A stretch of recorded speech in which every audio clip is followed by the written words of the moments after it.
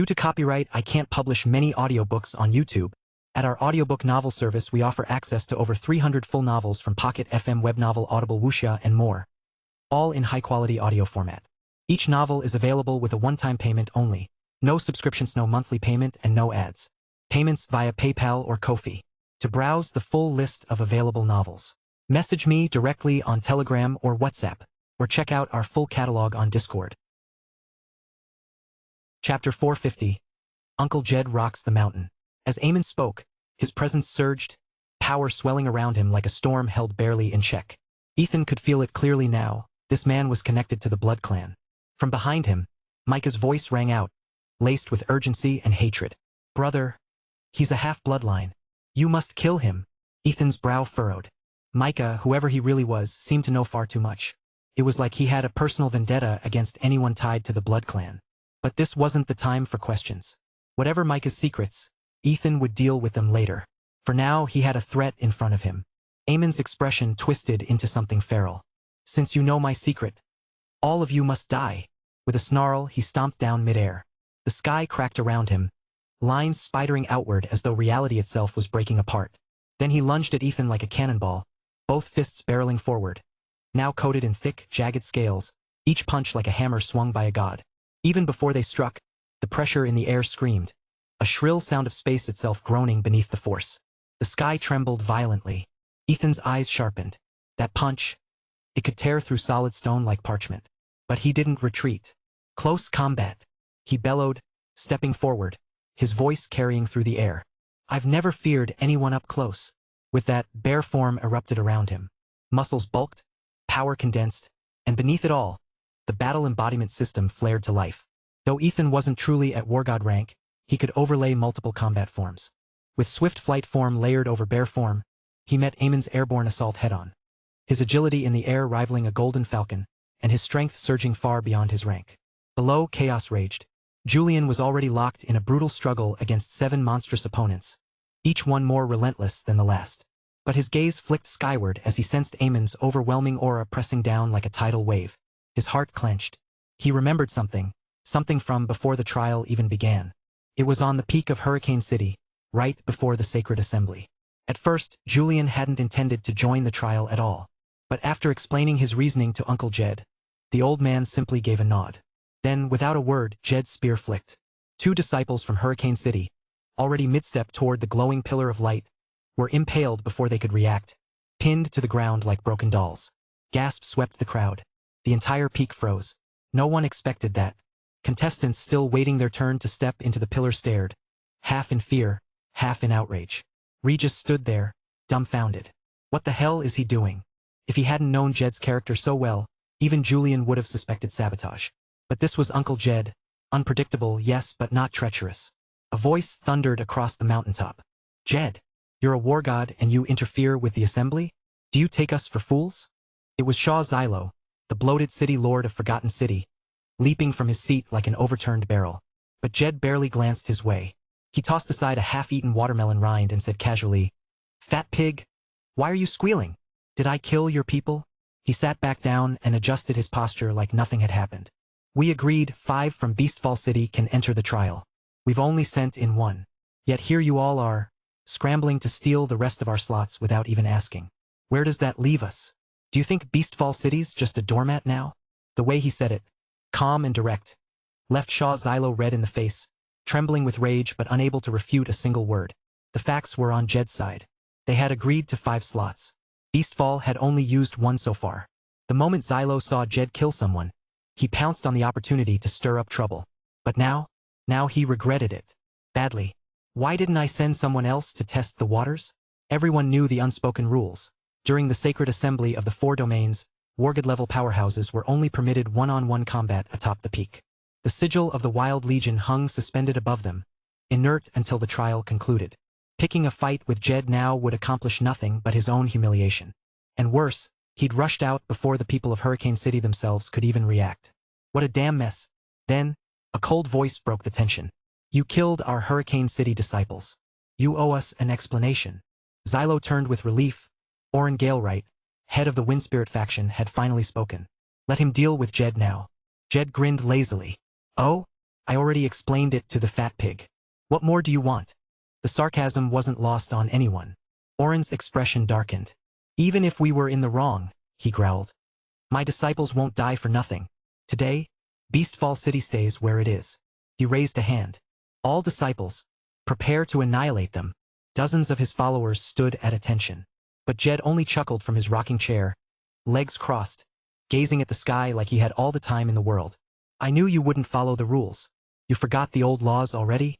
On this peak, war gods fight one-on-one. You made the rules. Now you break them.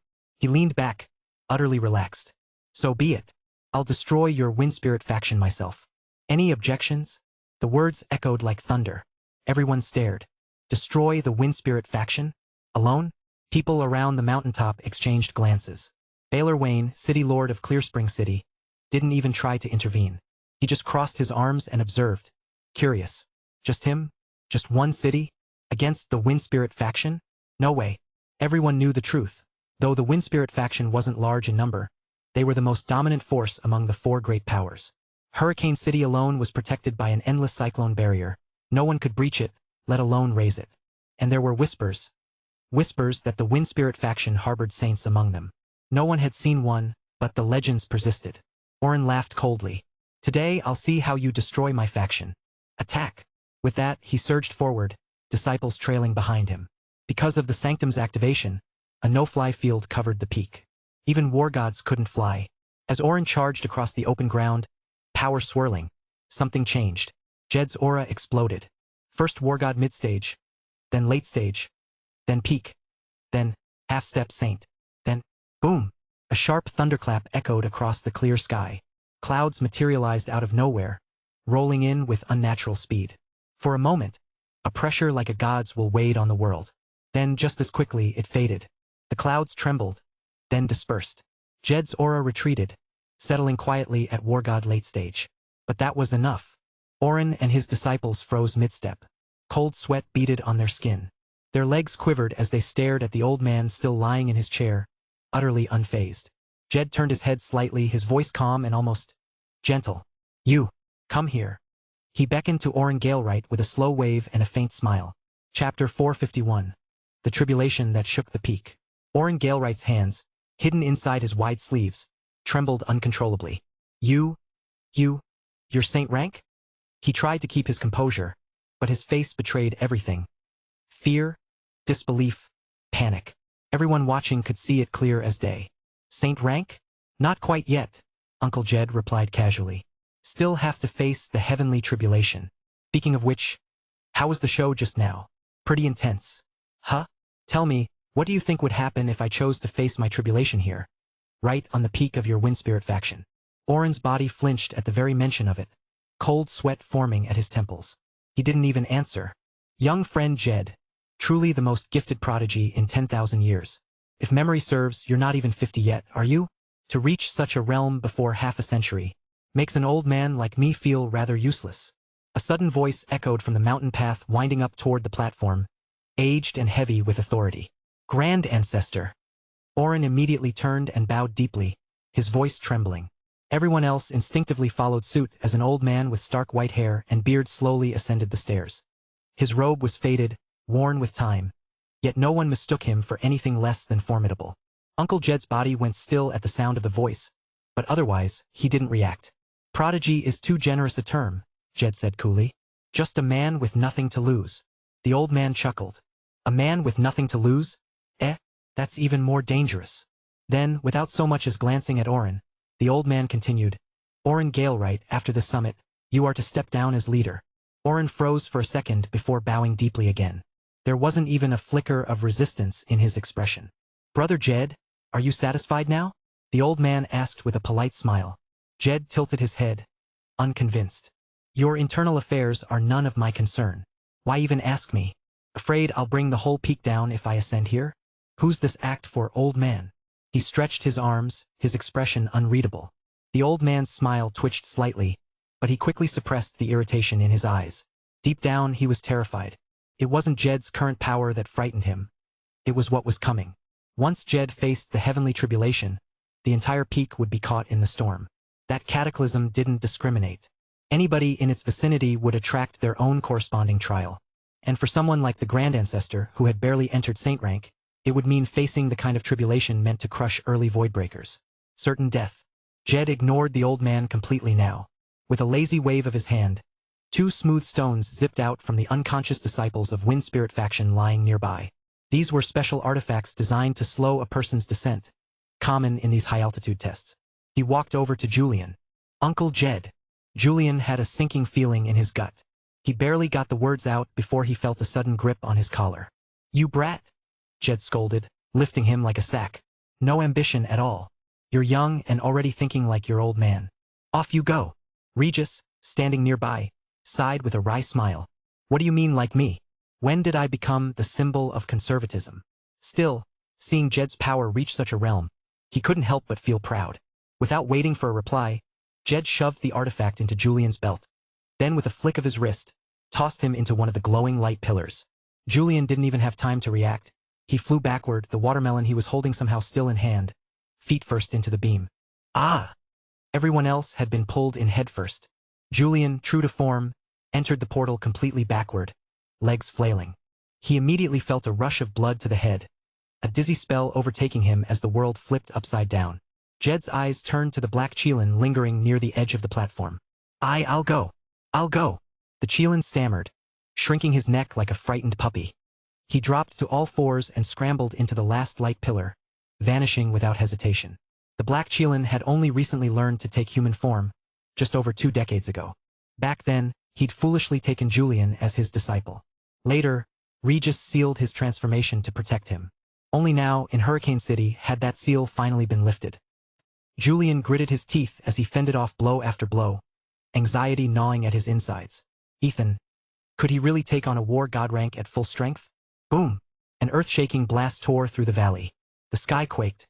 Dust exploded upward in waves, the force making it hard to breathe even from hundreds of meters away.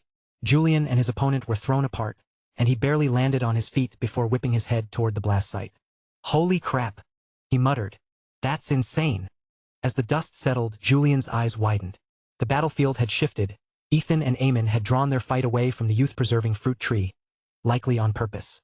Now, a crater had formed in the middle of the valley.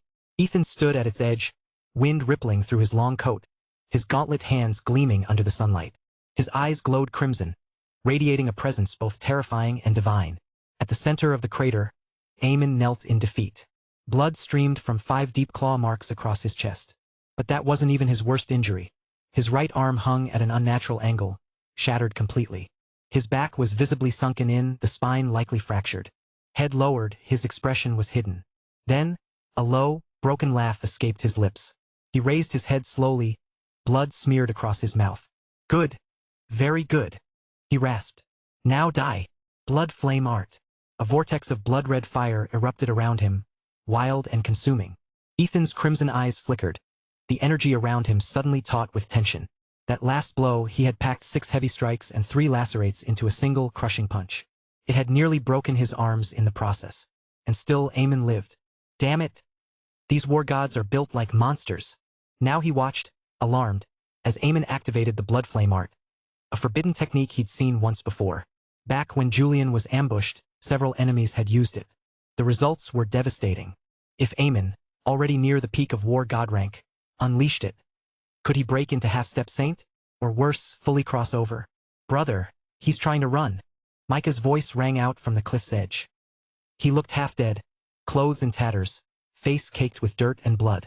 "He's using blood escape. Don't let him get away." Ethan's expression sharpened. He brought his palms together, and the Ursar's claws dissolved, reshaping into the long, jagged Twilight War spear. With a surge of power, he channeled another lacerate skill into the weapon. The spear shimmered, then shot forward like a bolt of divine fury. Whoosh! But it was a second too late. Eamon's body blurred into a streak of blood, vanishing upward into the sky. The Twilight War spear pierced through the afterimage, embedding deep into the earth below.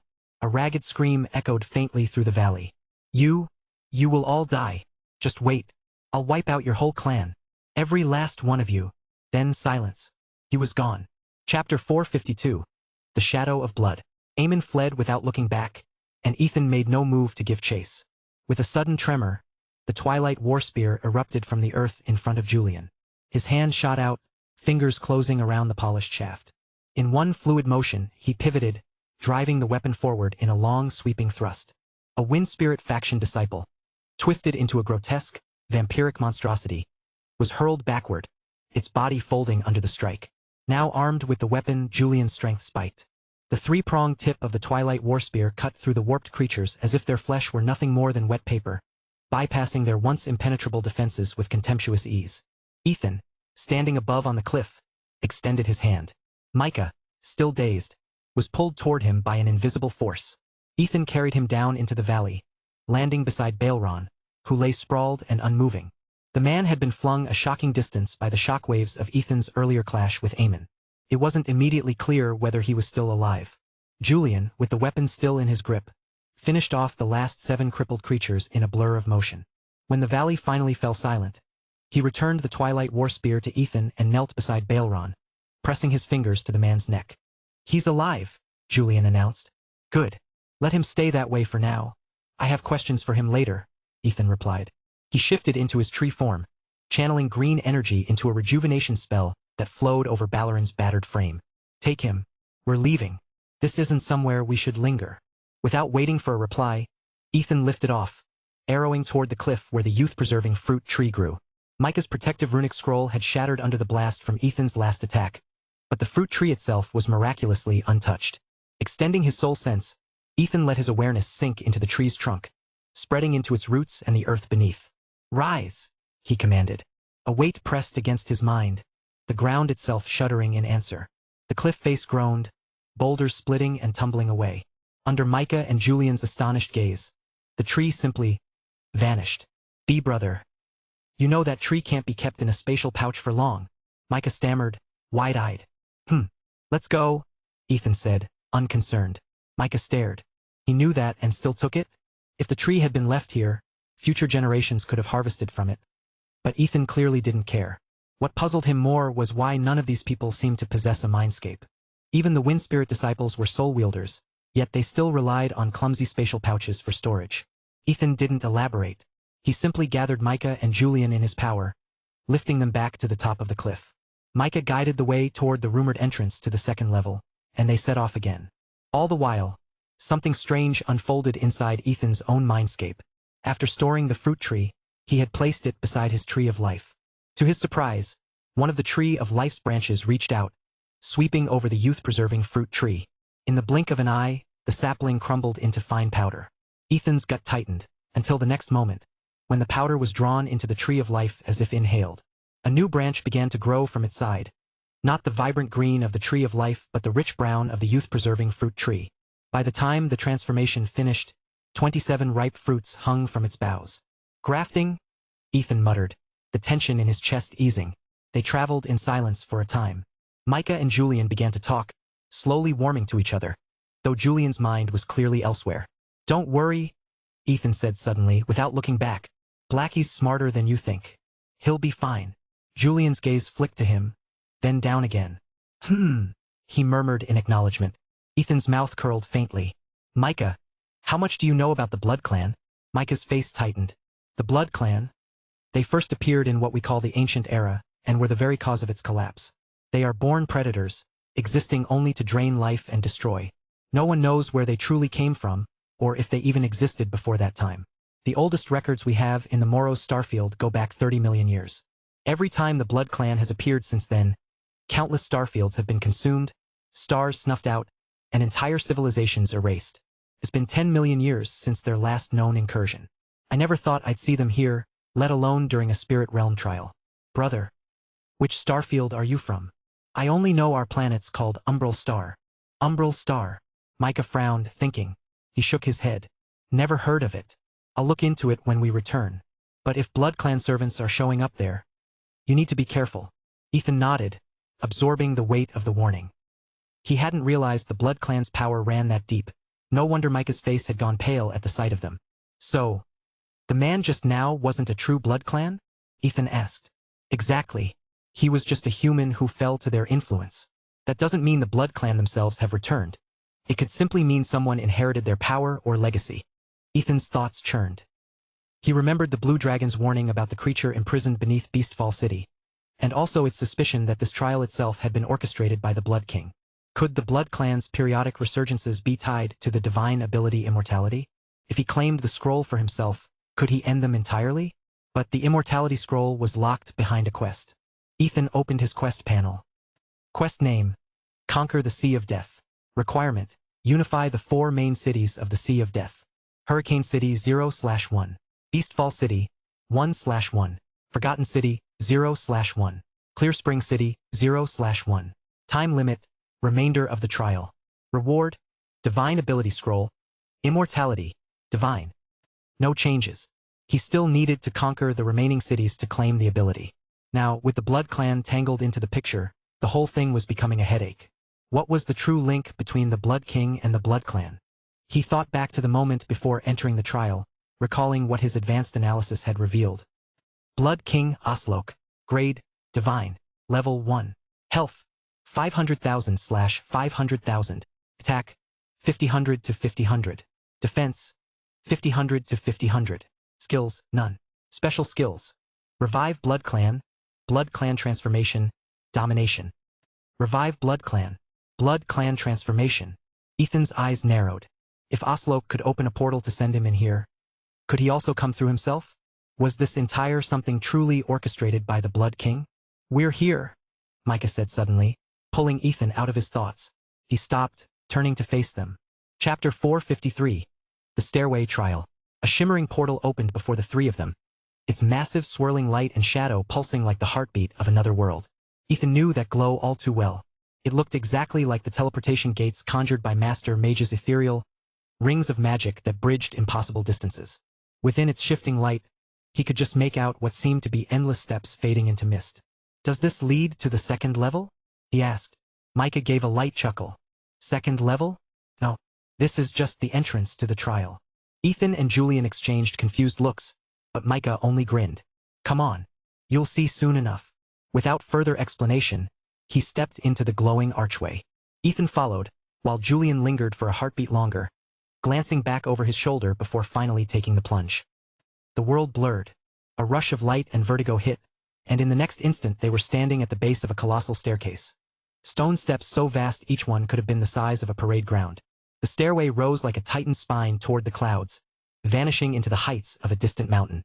"This," Micah's voice echoed beside them, "is the true trial of the spirit realm. It's called the Stairway to Heaven." He pointed upward. Every level of the spirit realm is connected by one of these stairways. Each has 999 steps, and each step is forged from an unknown material etched with ancient runes. This one, leading from the 1st to the 2nd level, is designed to temper the body. Only those with the strength to endure can reach the summit. Even if you can't make it to the top, every step you climb will strengthen you. The staircase was empty now. 3 days had passed since the trial had opened, and most competitors had already moved on. "Then let's go," Ethan said, striding forward. "What about Blackie?" Julian asked, glancing around. "Already ahead of us, I'm sure," Ethan replied, pointing to a nearby boulder. On it was a scorched hoofprint, still faintly steaming and crackling with residual lightning. Julian crouched to inspect it. Wind, fire, water, and electricity. This is definitely his mark. His eyes lit up.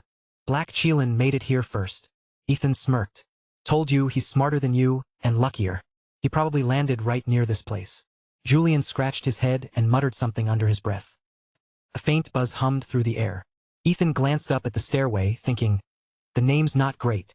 Back home on Earth, ascending to heaven usually meant dying. Shaking off the thought, he stepped onto the first tier. The moment his foot touched stone, it felt as though he'd plunged into deep water. His strength dropped to a fraction of what it normally was, gravity crushing down from every direction. Julian and Micah staggered under the same pressure. Still, Ethan lifted his leg and stepped onto the 2nd tier. The weight instantly increased, but not enough to slow him. "Keep up," he called over his shoulder. And then, without warning, bent his knees and vaulted from the 2nd step to the 5th. The air thickened, pressing harder, but he pressed on, skipping several steps at a time. Micah and Julian stared after him, wide-eyed. They could already feel how each tier added to the crushing force. 999 steps meant the top would be punishing even for the strongest warrior. But Ethan's pace was absurd. Still, his charge lit a fire in them both. Micah might have been a rune weaver, but his body was far from frail. Ethan still remembered how little damage Micah had taken when he'd clubbed him full force during their first meeting. As for Julian, he had grown up in military camps training. His body was second nature. They exchanged a glance, both seeing the same challenge in the other's eyes. With a pair of grunts, they surged upward, taking larger strides. By now, Ethan was already halfway up. Sweat beaded on his forehead, but the strain seemed to only sharpen his focus. Below, Micah and Julian slowed their pace, forced to take the steps one by one. Ethan gave them a brief wave before continuing his rapid climb. What the others didn't know was that Ethan was just testing himself. On this stairway, magic, skills, and weapons were all suppressed. It was pure physical strength or nothing. He wanted to see just how far he could push himself without tapping into any transformations. 5 minutes later, he stepped onto the final tier, a massive platform at the summit. The instant he did, the weight slammed hard into him like a mountain. Holy! He staggered, knees buckling. The pressure wasn't the tenfold increase he'd expected. It was at least 30 times stronger than the first step. Across the stone floor, he saw splashes of dried blood. Clearly, others had been caught off guard by the sudden spike in force. Whoever designed this trial is a real bastard, he muttered. A boom cracked overhead. Before he could move, a lightning bolt speared down from the sky, striking him square on the head. His limbs locked as searing pain and numbing electricity flooded every nerve, as if thousands of steel needles were stabbing him at once. Ding! System notification. Detected baptism by punishment lightning. Lightning resistance plus 1%. You've got to be kidding me, Ethan groaned. Sure, the bonus was nice, but this so-called baptism hurt like hell. Let me guess. I got zapped for insulting the architect. He forced himself to steady his breathing, the tingling still crawling through his muscles. That's when he noticed something, the blackened scorch marks littering the platform. Curious, he picked up a charred fragment, then quickly flung it away with a curse. It wasn't stone. It was bone. Burnt, brittle human remains, and the faint stench of roasted meat mixed with singed feathers.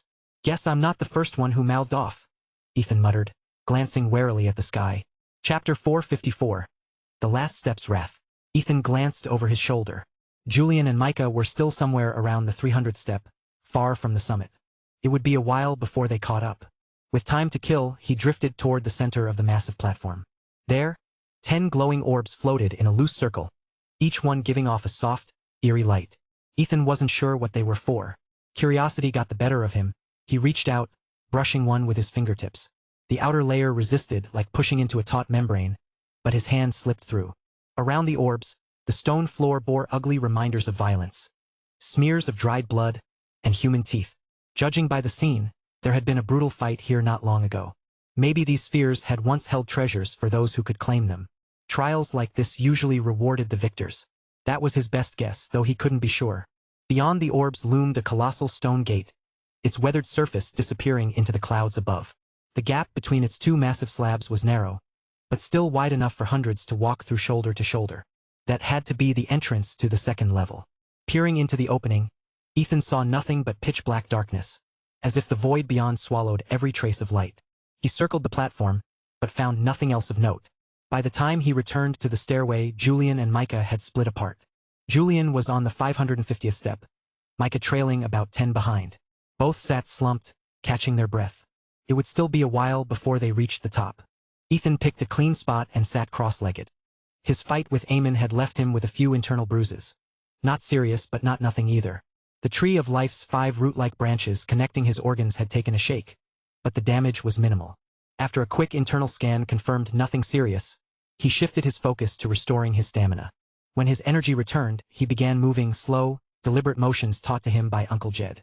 Under the crushing weight of 30-fold gravity, the sequence felt heavier than he remembered.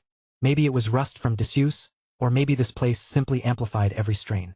He started in meditation, his hands resting at his sides, his spine straight as a spear. That single adjustment, just settling into posture, took him an entire hour. Meanwhile, Julian and Micah had only managed to climb 100 more steps between them. They were now 30 steps apart, Julian still slightly ahead.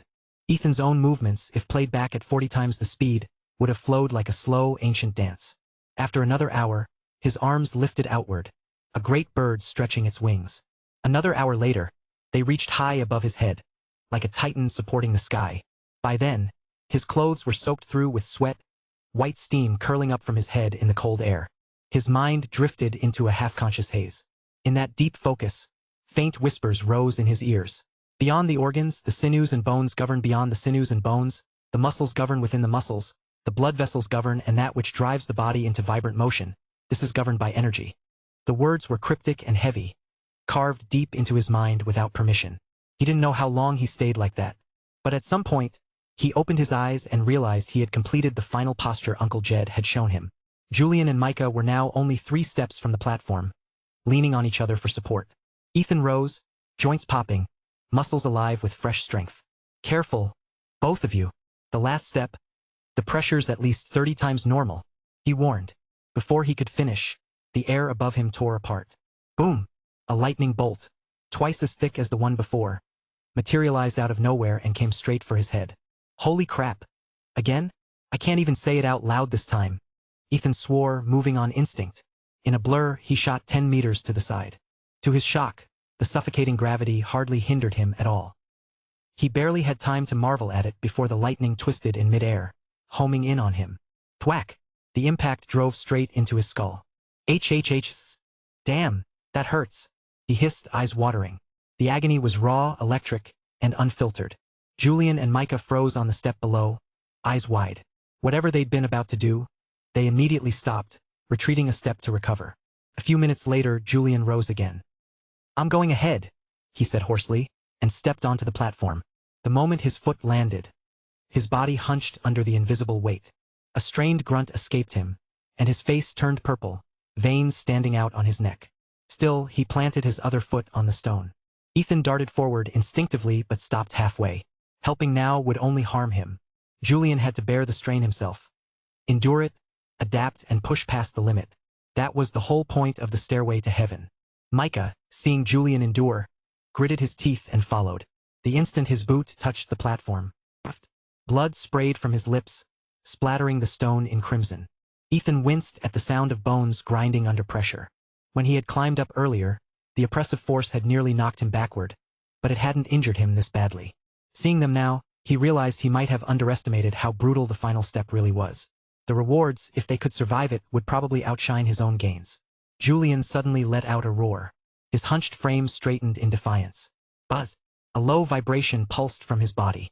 Muscles contracted sharply, as if he'd just shed a layer of dead weight. His once broad frame tightening with newfound density. Micah tried to follow, forcing himself upright without even a shout. His jaw was clenched so tightly it creaked. The instant he stood, the same transformation began, but then a sickening crack split the air. His lower leg gave out. He crumpled, a jagged shard of bone tearing through skin and fabric. Ugh! He groaned through gritted teeth. Even with an injury that would have made most men scream, he refused to let the pain break him. Chapter 455. The Forbidden Lake That Calls. Ethan stepped forward to steady Micah, who was swaying slightly. Brother, you guys go on to the second level. Don't worry about me, Micah said, his breath shaky. Seems I underestimated the trials of the spirit realm. It only opens once every 100,000 years. I thought I could at least make it to the 3rd level, maybe even the 4th. He let out a low, bitter laugh. I was too arrogant. Though Micah had achieved a breakthrough, the process had ravaged his body. The injuries he suffered were severe, and the exhaustion left him feeling his own limits keenly. Worse yet, he didn't want to hold Ethan and Julian back. Ethan scoffed and smacked the back of his head lightly. What kind of nonsense is that? You call me brother, and you think I'm just gonna leave you here? He turned to Julian. You know how to set bones? Julian was already crouched beside Micah, examining his leg. He gave a grim nod. The pressure in this place is too heavy. It's not helping his injuries. Then we're moving. 2nd level now. Ethan waved his hand and pulled a collapsible stretcher from his stidgy, the same one Lila's father had used when they left the Silverwood estate. Julian took the front, Ethan took the rear, and together they carried Micah through the half-open gate into the next trial chamber. Darkness swallowed them, and a moment later, the world shifted. They emerged into a frozen expanse. Snow fell in dense flurries, blurring the horizon. Everything was white. The air was sharp and bitter cold, the silence broken only by the wind whispering over the barren landscape. From their position on the edge of the zone, the silhouettes of distant mountains could be seen. Some looming like jagged teeth, others half hidden behind low-hanging clouds, their peaks vanishing into the sky. While Julian focused on resetting Micah's fractured leg, Ethan's gaze wandered toward the distant peaks. Something in that direction tugged at him. Presence. A call. A shiver ran down his spine. Brother! Don't go over there! Micah croaked, his voice barely audible. Ethan snapped his attention back, startled. Julian had finished the leg, bound it with wooden splints he'd carved on the spot, and wrapped the wound in bandages. Julian looked up too. "What's over there?" he asked, frowning. "I felt it too, like something was calling." "There's a lake," Micah said, his face pale. "The old records call it the Forbidden Lake. It's on this level. Everyone hears it, feels it pulling at them. But no one who's gone there ever comes back." He swallowed, the fear in his voice raw. Someone once saw from a distance, those who approached it would go mad. In the end, they drowned themselves. Smiling. Both Ethan and Julian froze. "Man, you're basically a walking map," Ethan muttered, trying to lighten the mood. "If you hadn't said anything, I might have walked straight over there." He knelt beside Micah and placed his hands over the injured leg. A soft green mist flowed from his palms. He had shifted into his tree form. Rejuvenation. Healing touch. Life bloom. Wild growth. One by one, he channeled his healing spells into Micah's leg. Micah's entire body tensed. "Gah! What the hell, brother? It itches. Itches like crazy." He squirmed, hands reaching for the splints, trying to tear them off. "Hold still," Ethan said, holding him down firmly. "If it doesn't itch, it's not healing. Just endure it." He gave him a small pat on the shoulder. "Trust me. I broke my arm once, and Evelyn used the same spell combo. I nearly clawed my own skin off." Micah groaned and flopped back, sweat already forming despite the freezing cold. Then Julian spoke, his voice quiet. "Ethan, you think Blackie might go over there?" Ethan froze. His smile vanished instantly. Blackie wouldn't know, wouldn't understand. He was clever, sure, but he was still just a kid at heart. Curious. Impulsive. If he heard that same call, he might follow it. Even now, even knowing what Micah had just said, Ethan still felt it. The pull, the beckoning voice in the distance, promising something he couldn't name. He clenched his fists. "I'm going to show you something. Watch closely. You both need to learn this." Without waiting for a response, Ethan began demonstrating a slow, deliberate set of movements, 3 in total. His arms moved with fluid control, posture grounded, breathing perfectly aligned with each motion. Julian tilted his head. "Wait. Aren't those the moves Uncle Jed does every morning?" he asked Ethan. "Yeah. I've only seen the first one, though. He moves like a damn snail. I'd be halfway through my morning drills, and he'd still be finishing that same movement. Eventually, he stopped doing it in front of me." Ethan let out a short laugh and shook his head. "What?" Julian asked, confused. "That set of movements is why my body's stronger than yours," Ethan said flatly. "He was trying to teach you, but you didn't have the patience to learn." Julian's jaw slackened. "You serious?" "Completely," Ethan replied. "It's a body tempering technique. 12 movements total. He only showed you the first, and you blew it off." Micah blinked. "Wait, so this is like a real technique? A powerful one?" "High tier," Ethan confirmed. "Even the first 3 movements are enough to strengthen your physical body for life." He finished the demonstration and stepped back. "This technique builds the tangible to nurture the intangible, and strengthens the intangible to support the tangible. Remember that." He looked Julian dead in the eyes. "The key is slow." Julian flushed. He had always been the explosive one. Fast strikes, decisive blows, never stopping to think about patience or flow. This was the opposite of everything he trained. "Don't worry, boss. I'll practice it seriously." Micah chimed in, already mimicking the first pose. His legs still hurt, but it was nothing like before. The healing spells had worked their magic. Ethan nodded, pleased. "Good. I'm heading out. If Blackie went toward that lake, I can't waste another second. I'll meet you both at the stairway to heaven on this level. Stay sharp." He reached into his pouch and tossed Julian a gleaming silver-tier long blade. Julian caught it and nodded in silent understanding. Just as Ethan turned to leave, "Wait," Julian said suddenly. "Balloran's awake." A pouch on his belt vibrated violently, and a figure tumbled out of it with a thud, landing face first in the snow. "Ugh!" Balron groaned. "Where the hell? Knock him out and stuff him back in." "No time to deal with him now," Ethan said without looking back. Balron barely had time to lift his head before thunk. Julian kicked him in the back of the skull. His eyes rolled up, and his face once again kissed the cold, unforgiving ground. Chapter 456. Into the Mist of the Mind.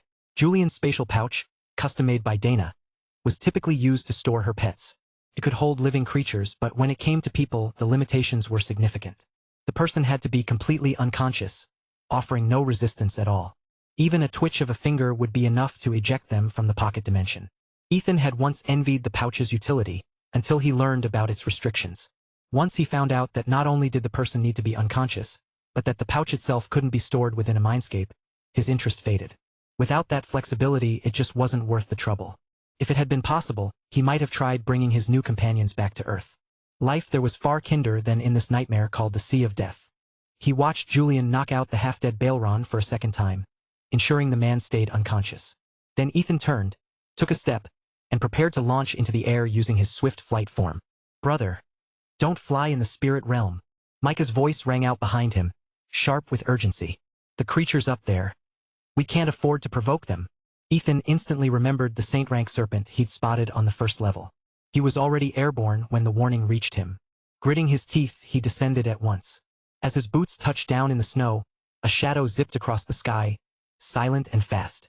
A creature no bigger than a sparrow vanished into the swirling snow, leaving behind a suffocating sense of dread.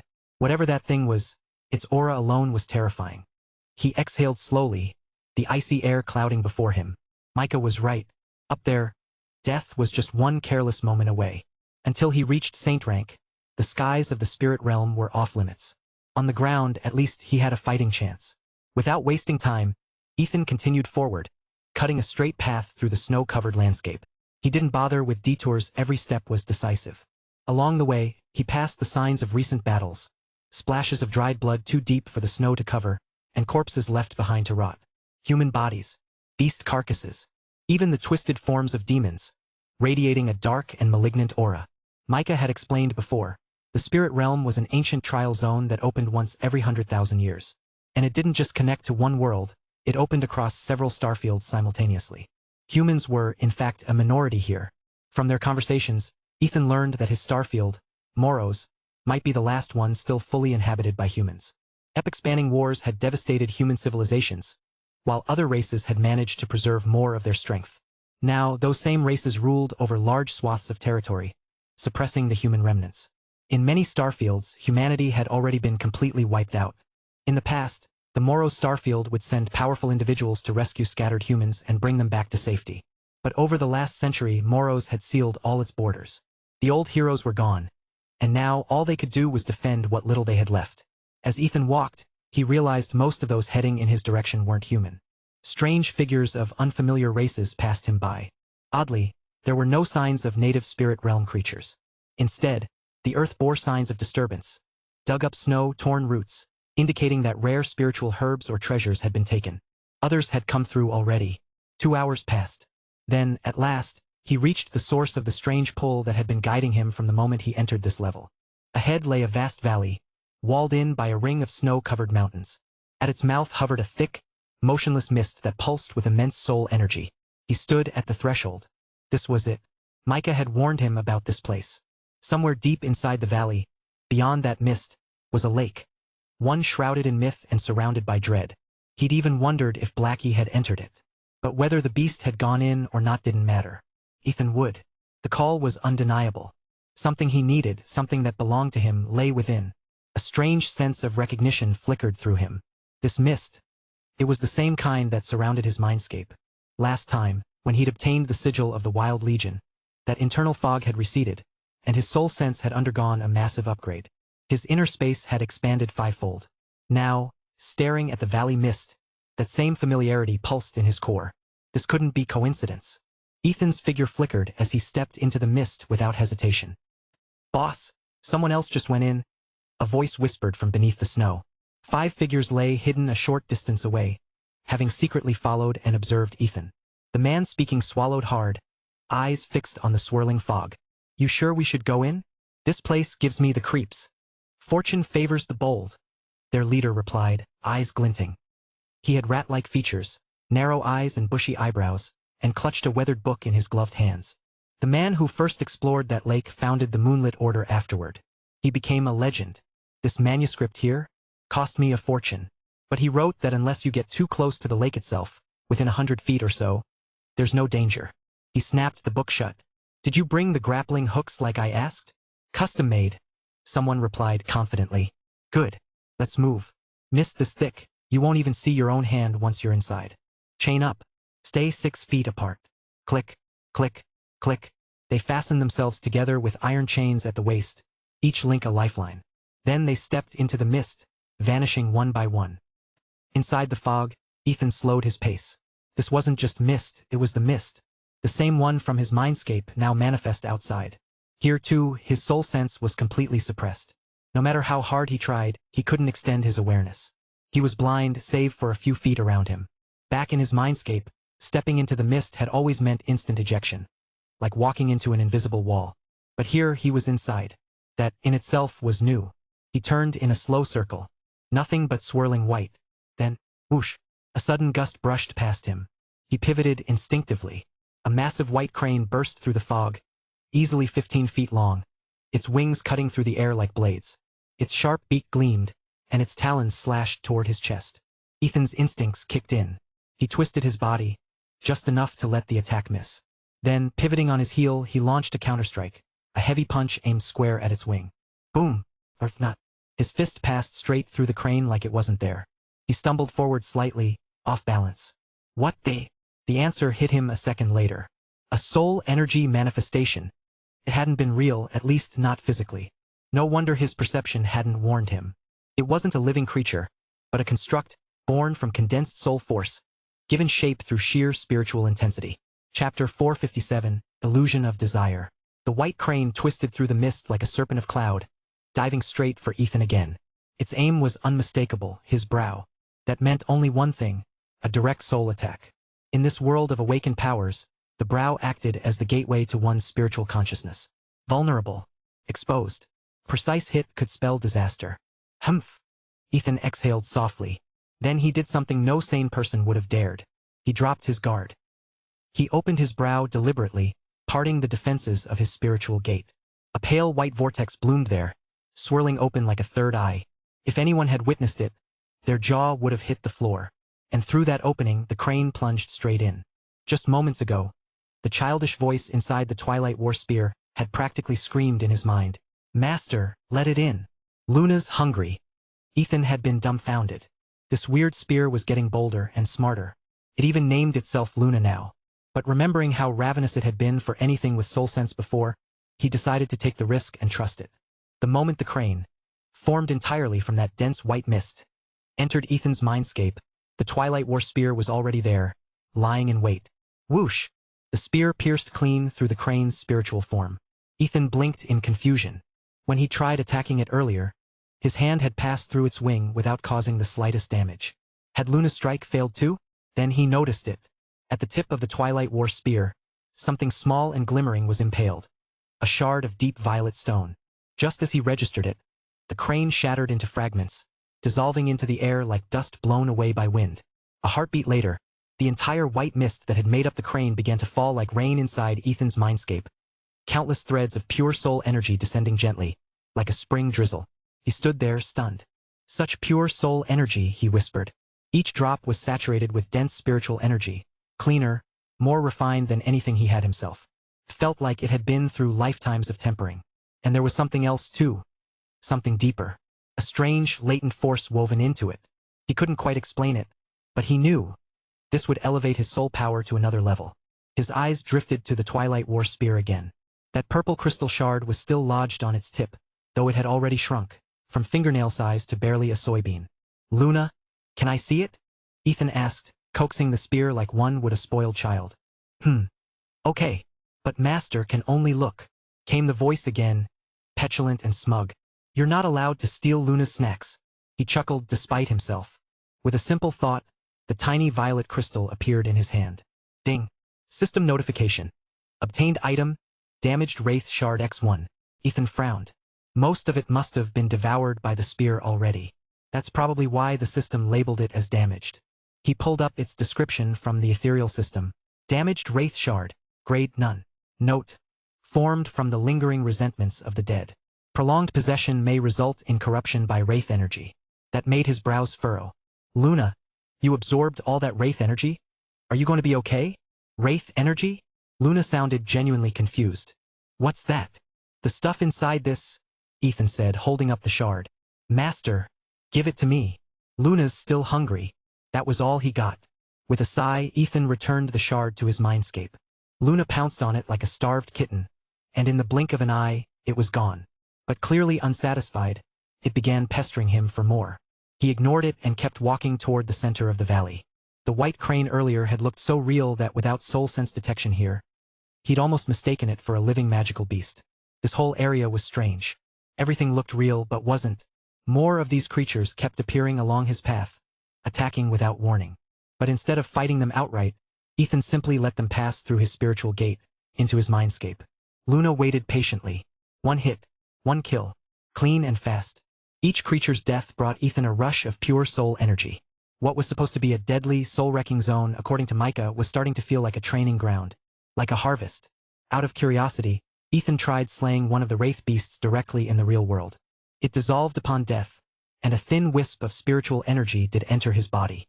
But it was far less than what he got when Luna handled it inside his mindscape. Maybe 10, maybe 20% at best. No doubt about it. Soul wielders could benefit immensely from this place. If they survived. He could feel the difference already. Within his mindscape, the lake, his soul energy reservoir, was rising. Fast. That kind of growth would normally take months. As he pressed deeper into the misty valley, the enemies grew stronger, more cunning. But none could match Luna. The process remained the same. Open the gate, let them in, and let Luna devour. After what felt like hours, though time here was difficult to track, Ethan finally stepped out of the mist. A massive lake stretched out before him, calm and silver like molten glass. And along its edge stood buildings. Ancient, abandoned structures, their roofs covered in moss, their doors slightly ajar. Then movement. A figure flickered across his vision, vanishing into one of the buildings. Ethan froze. That back. He'd recognize it anywhere. Nora Vance? What the hell was she doing here? He advanced quickly, crossing nearly 100 feet in seconds, stopping in front of the building where the figure had disappeared. He hesitated, something uneasy stirring in his chest, then stepped inside. Voices echoed faintly from deeper within. He moved toward the sound, passing through a beaded curtain. A soft clatter followed as he entered the inner chamber, and what he saw next made his breath catch in his throat. Nora Vance lay across an elegant lounge, clad in a sheer, pale violet gown that clung to her like mist. The fabric was nearly invisible, thin as a whisper. Her body, long-toned, radiant, was bathed in golden light that danced across her tan skin. Her legs shifted, brushing against each other with a slow, sensual rhythm. Her body twisted slightly, her hips tilting, her back arching as if in the throes of some inner storm. Her skin flushed with desire, her breathing ragged and heavy. "Ethan," she moaned, her voice low, thick with longing. "Come to me, darling." Her eyes found his, glazed with lust and heat, that same seductive glow that always threatened to undo him. Ethan stepped closer, frowning. She reacted immediately. Her body rose, slow and liquid, like a snake made of silk. She slithered upright, her movements fluid, deliberate. Her arms looped around his neck, her legs around his waist, drawing him in. "Ethan," she whispered again, her lips brushing his as her breath grew hot. Chapter 458. The wedding that was never meant to happen. Ethan's hands moved on instinct, sliding around Nora Vance's waist. She let out a soft, delicate hum. Whoosh! A beam of white light burst from the center of Ethan's brow. It shot straight into Nora's forehead and exited clean through the back of her skull. "You!" Nora froze, eyes wide in disbelief. The next heartbeat, the woman Ethan was holding dissolved into a wisp of white mist and vanished. Ethan's lips curled into a bitter smile. "Why her? Sigh." He shook his head, a dry, self-mocking chuckle escaping him. The world around him began to distort. Buildings bent and twisted colors bled into each other. And then everything shifted. He was standing in the heart of a concrete jungle. Towering skyscrapers clawed at the clouds, and the air was thick with the smell of exhaust and the blare of supermarket loudspeakers. People bustled past, jostling along the crowded sidewalks. Ethan blinked, stunned. This was Ember City. He turned in a slow circle, taking it in. The streets, the shops, the smell of food from the corner stand. It was all achingly familiar. His gaze landed on the entrance of a nearby apartment building. A man burst out of the doors, looking flustered, then froze mid-step. "Ethan? What are you doing here? I finally found you." Ethan stared at him, speechless. It was Leo. "Ethan?" Leo called again, frowning at his silence. "Huh? Why are you here?" Ethan asked at last. "I was looking for you." "Hey, your legs? Did you get prosthetics?" Leo's voice sharpened with surprise. Ethan glanced down. From the knees down, his legs were gone, replaced with sleek prosthetics. He couldn't feel a thing below them. Vroom screech. The roar of an engine and the squeal of brakes cut through the air. Don't just stand there. Get in the car. Ethan turned to see his Predator Beast X idling by the curb. The tinted window slid down, revealing Williams, his face tight with urgency. Leo jogged over, yanking the door open. Ethan, come on. Ethan hesitated, then stepped closer, and froze again. The car was packed. Inside sat Victor, Leroy, Ryan, Evelyn, Markham, Maria, Rook, Bobby, Kiera, Amberzane, faces he'd once known so well. Nearly everyone from his life on Earth, crammed into one vehicle. If the Predator Beast X hadn't been so massive, they'd never have fit. They all stared at him as he lingered outside. Leo came back, grabbed his arm, and pulled him in. Once inside, Ethan scanned their faces, drinking them in. Years had passed since he'd last seen any of them. Where are we going? He asked, his voice low. The others exchanged glances. It was Leo who finally answered, grinning. Lila's getting married. We're going to crash the wedding. Ethan's mind stuttered to a halt. What? Lila's getting married. The car went quiet. Every single person turned to look at him like he'd just grown a second head. After a long beat, Leo raised an eyebrow. Ethan, you didn't lose your memory, did you? Kiera leaned in, eyes narrowing as she studied Ethan's face like she was searching for cracks in a mask. Before he could ask what she was doing, Williams slammed the brakes. The Predator Beast X skidded to a stop in front of Ember City's only Grand Star hotel. Doors flew open, and the group spilled out in a rush. Ethan found himself swept along with them into the lobby, straight into an elevator. No one spoke as the doors slid shut and the lift hummed upward, straight to the 88th floor, the penthouse suite. When the doors opened, the space was transformed. Walls were draped with flowers in every shade, clusters of balloons bobbed gently in the air, and music pulsed through the floor like a heartbeat. Someone shoved Ethan forward. He stumbled down a short hallway and turned a corner.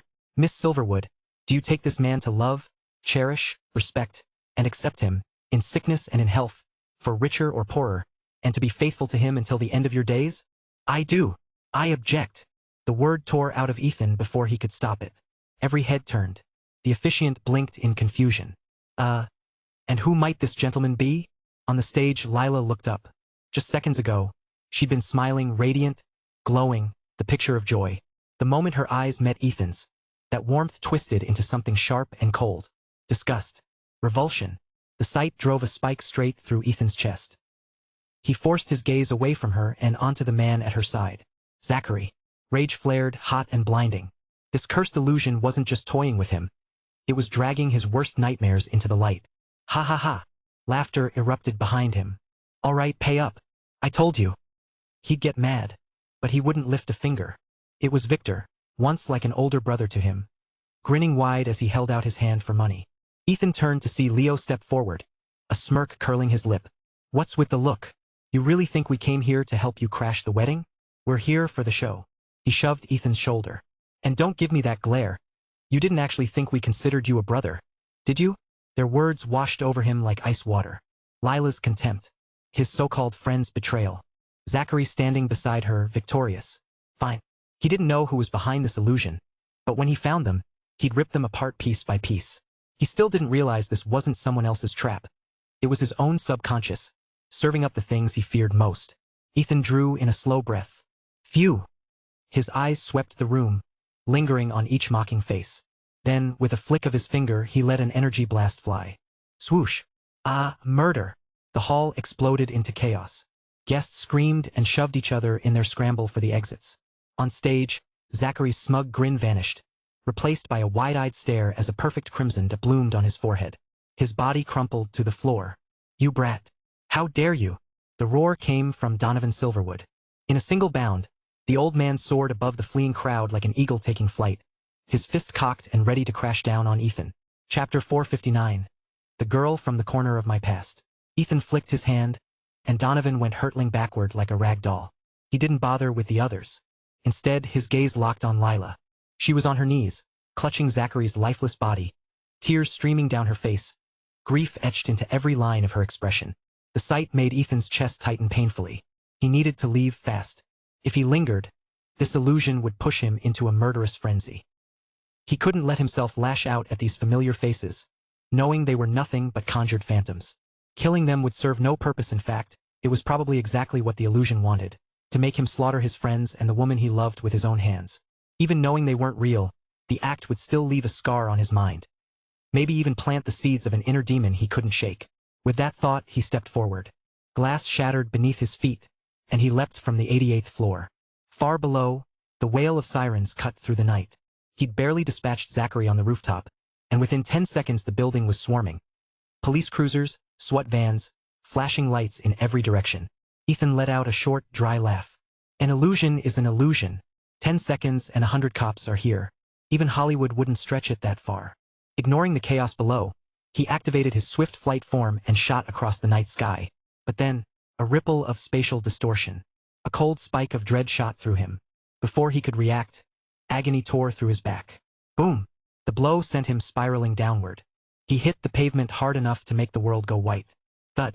Every bone in his body screamed in protest. He coughed violently, blood splattering the cracked asphalt, the pressure in his chest easing only slightly. Damn this illusion! You son of a...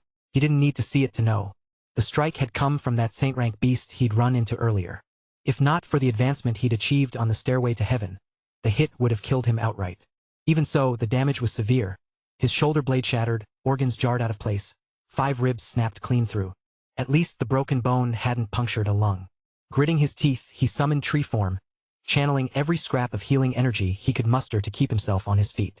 As the pain dulled to a bearable throb, he looked around and froze.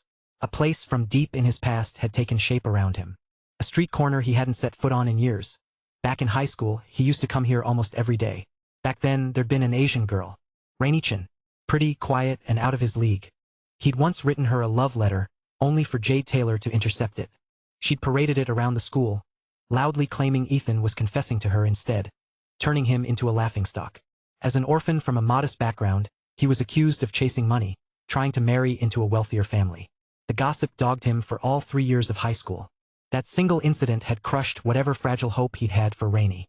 And yet, every afternoon, he'd still sneak out of school, cross the street, and linger just long enough to watch her disappear into this old apartment building. After graduation, he'd never come back. Until now. Just as the thought settled, a figure appeared around the far corner. Ponytail, white blouse, knee-length skirt, tall and slender, skin pale under the street lamp. Rainy-chan, exactly as he remembered her. Instinct had him turning to duck out of sight, only for the pain in his ribs to make his knees buckle. He caught himself on the wall of the old building, breathing hard. She noticed. "Sir, are you all right? Do you want me to call 911? Ethan exhaled slowly. This illusion really was too fake. In reality, what woman walking alone at night would see a blood-soaked man slumped against a wall and offer to help instead of running? "I'm fine." "You should go," he muttered without looking at her. Rainy was the last person he wanted to face right now. But she didn't leave. "You should really go," he said again, glancing up this time, only to see her still standing there. "You're blocking my way," she said after a pause. He looked down and realized he was leaning right across the apartment entrance. "Oh, right." He stepped aside, wincing as his ribs protested. She slipped past him into the building. But after just 2 steps up, she turned back. "Are you, Ethan?" The words made him answer before he could stop himself. "It's me. Hello, old classmate. Long time no see." Her eyes lit up. "It is you." She came back down the steps. "What happened? Did you get into a fight?" Ethan gave her a faint, bitter smile. This illusion had him again. In reality, Rainy had never spoken to him outside of class. The one memory she would have of him was the humiliation on the sports field, when Jade Taylor read his letter aloud. She'd been there, hadn't mocked him, but hadn't defended him either. Just left with a neutral expression. There was no way she'd greet him like this years later. Still, he let her help him.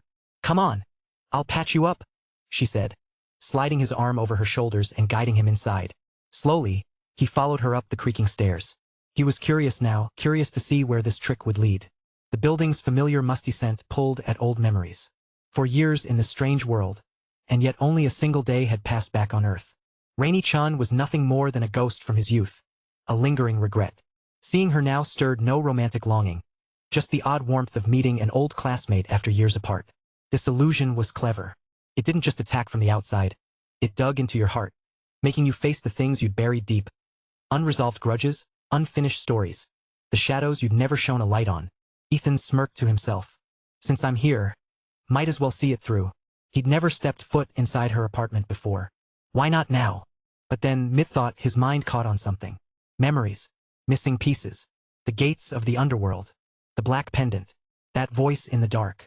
A spark lit behind his eyes, and a slow smile curved his lips.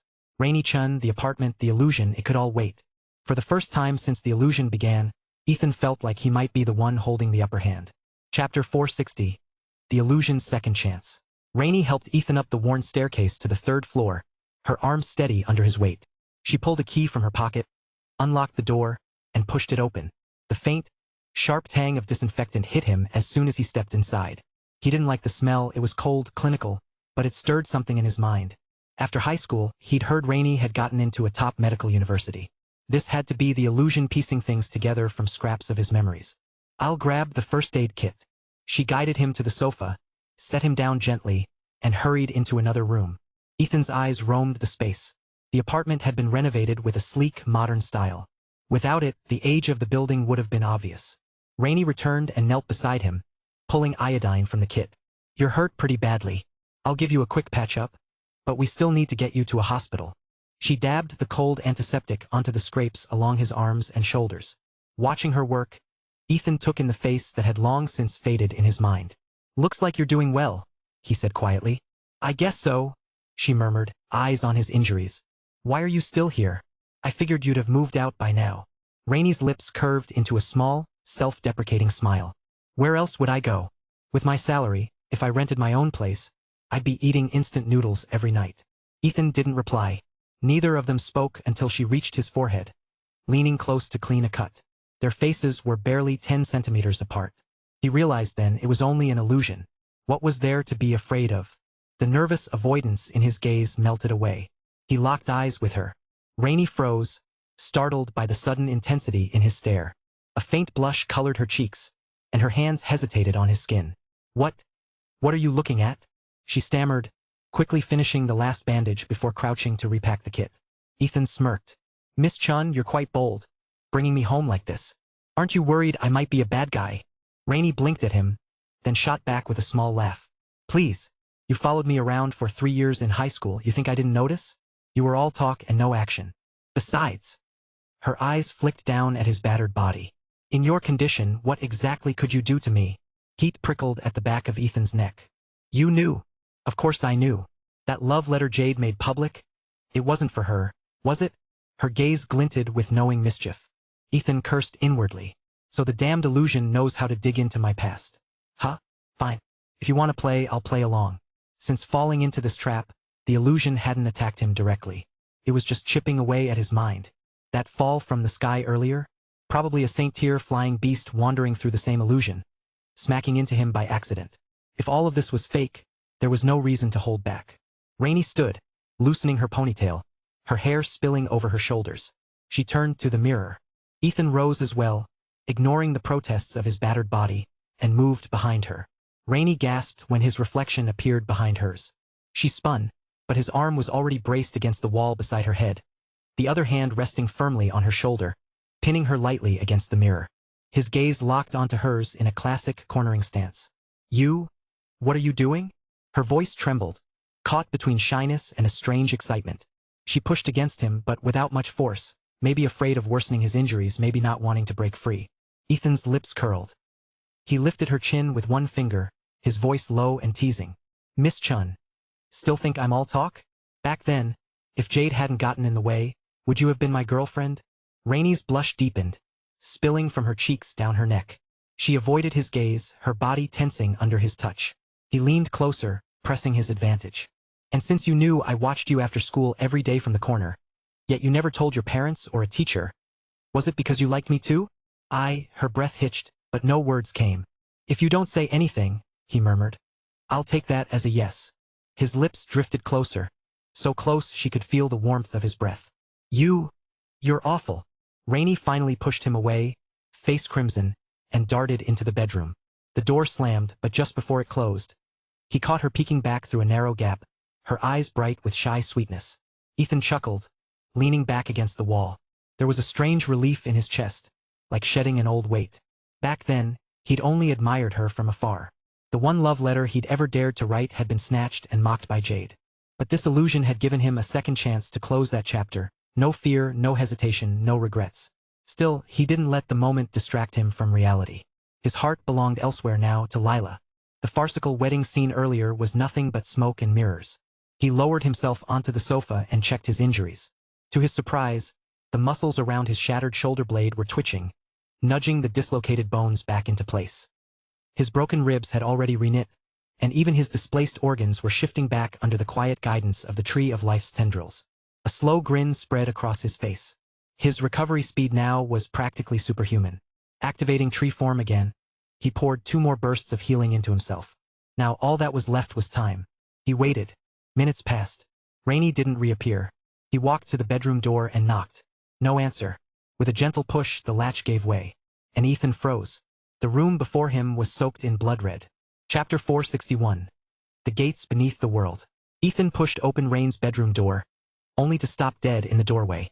The floor was awash in crimson. For a heartbeat, he thought it was blood. But as his eyes adjusted, he realized it wasn't a bedroom at all. It was a field of blossoms, stretching out in all directions. Their vibrant petals layered so thickly, it felt like he was walking on a living carpet. Could it really have taken shape? His gaze drifted farther. Beyond the flowers, a canyon yawned open, and at its end, a colossal waterfall thundered down. Without hesitation, Ethan moved toward it. The spray dampened his skin, cool against the lingering heat of the air. As he neared, the water peeled apart in a slow, deliberate motion, forming a narrow corridor just wide enough for him to pass through. Everything about this place was exactly as he remembered. He descended a winding stairway of pale, glowing stone, each step carrying him deeper until the roar of the falls faded. What awaited him below was another world entirely. There was no sun overhead, no torches or lanterns lining the walls, yet a golden haze illuminated everything, light woven into the very air itself. In the distance rose a gatehouse so massive it seemed to spear the heavens. 5 words, jagged and ancient, were carved above its archway. He had never learned the script, yet their meaning burned instantly into his mind. The gates of the underworld. The gates towered beyond measure, black iron doors studded with rivets the size of boulders, their sheer weight seemingly holding up the sky itself.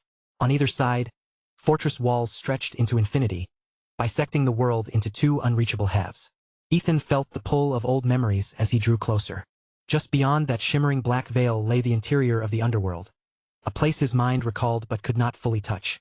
The last time he'd stood here, something had cut the memory short. His recollection ended at this very threshold. Yet this illusion, if that's what it was, had already dragged fragments of the past into clarity. Could it also reveal what had been erased? Without thinking, he stepped through the veil. Darkness swallowed him whole. The world on the other side was wrong. A hazy gray fog obscured everything. Every scene the illusion had shown so far, faces of strangers, streets he'd never walked, had been detailed and flawless. But here there was nothing but blur. Why? Could this memory truly not be rebuilt? Then, time is running out. You must return. The voice was faint at first, like an echo across water. Ethan clung to it, replaying the sound in his mind until the blurred words began to sharpen. As they did, the chaos in front of him shifted. Shapes took form. He was standing atop a high platform, wind whipping around him. Far below, titanic structures stretched into the mist. Before him stood a single figure, tall, imposing. His skull throbbed. The surface of his inner mind rippled like boiling water. He knew. This person mattered more than anyone else in his life. The figure spoke, lips moving, but the sound refused to reach him. Slowly, the details emerged. Black armor, ornate and layered, covering every inch of the body except the head. No helmet. Long hair cascaded like a waterfall down her back, the ends brushing past her calves. Her face remained a smear of shadow, until it began to clear. A woman. Even half-formed, her beauty was arresting, the kind that seared itself into the mind. Her lips began to part. The world convulsed.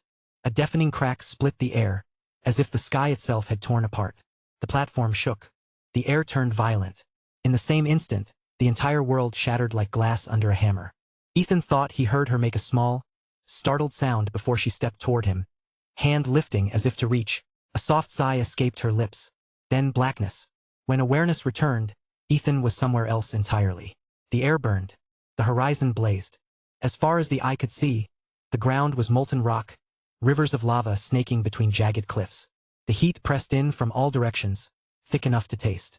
He stood at the lip of a volcanic vent, watching the magma churn below. He wasn't alone.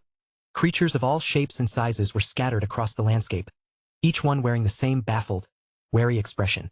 "Where is this?" a horned man muttered. "I don't know. I was on the 4th layer, fighting a beast," a reptilian woman replied. "I was on the 3rd, someone else added. "I was on the 5th. The voice came from a towering figure with leathery, bat-like wings. His presence was enough to make those nearby shuffle back, but his tone was oddly casual, almost conversational. A young human piped up, "Wait, lava everywhere, endless fire. This has to be the 8th layer of the spirit realm, right?" Silence fell. The name hung heavy in the air. Ancient texts spoke of a realm like this, one of molten stone and unending heat. The similarities were undeniable. But why here? Why all at once? Another creature demanded. The winged one tilted his head. "For me, the whole world just broke apart. Like the void itself tore open." Murmurs rose. Ethan kept his thoughts to himself. Could that have been because of me? The idea was absurd, yet the timing lined up too perfectly. "That's exactly it," the winged creature agreed when someone echoed his experience. An overwhelming wave of raw energy hit, and then everything collapsed. Despite his fearsome appearance, the Dreadlord carried himself with an ease that disarmed the tension around him. Far away, in a place Ethan could no longer see, a different scene was unfolding. On that high platform from before, the armored woman stood alone. Her floor-length hair had retracted into the depths of a helmet, black as midnight, its visor marked by 2 flickering emerald flames. A voice behind her asked cautiously, "Lord of the Underworld, what just happened?" "It's nothing. You may go." Her tone was flat, but it carried an authority that brooked no questions.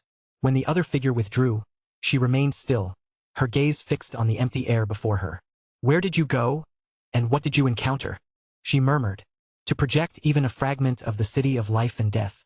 I only hope the forces guarding the underworld didn't destroy you in the attempt." Chapter 462. The day the volcano woke. Ethan swept his gaze across the chaotic crowd, searching for any sign of Julian and the others. The teleportation had dumped everyone from the different layers of the spirit realm into this place at the same time, which meant his friends had to be somewhere among them. But there were far too many people, far too many kinds of people. Even in the short time he'd been here, he'd seen more strange races than he could name. Then the ground rumbled. The deep, guttural roar rolled through the earth, and the volcano beneath them shuddered like a living beast. Far below, the lake of molten rock began to churn, glowing veins shifting and surging as if something massive was about to break free.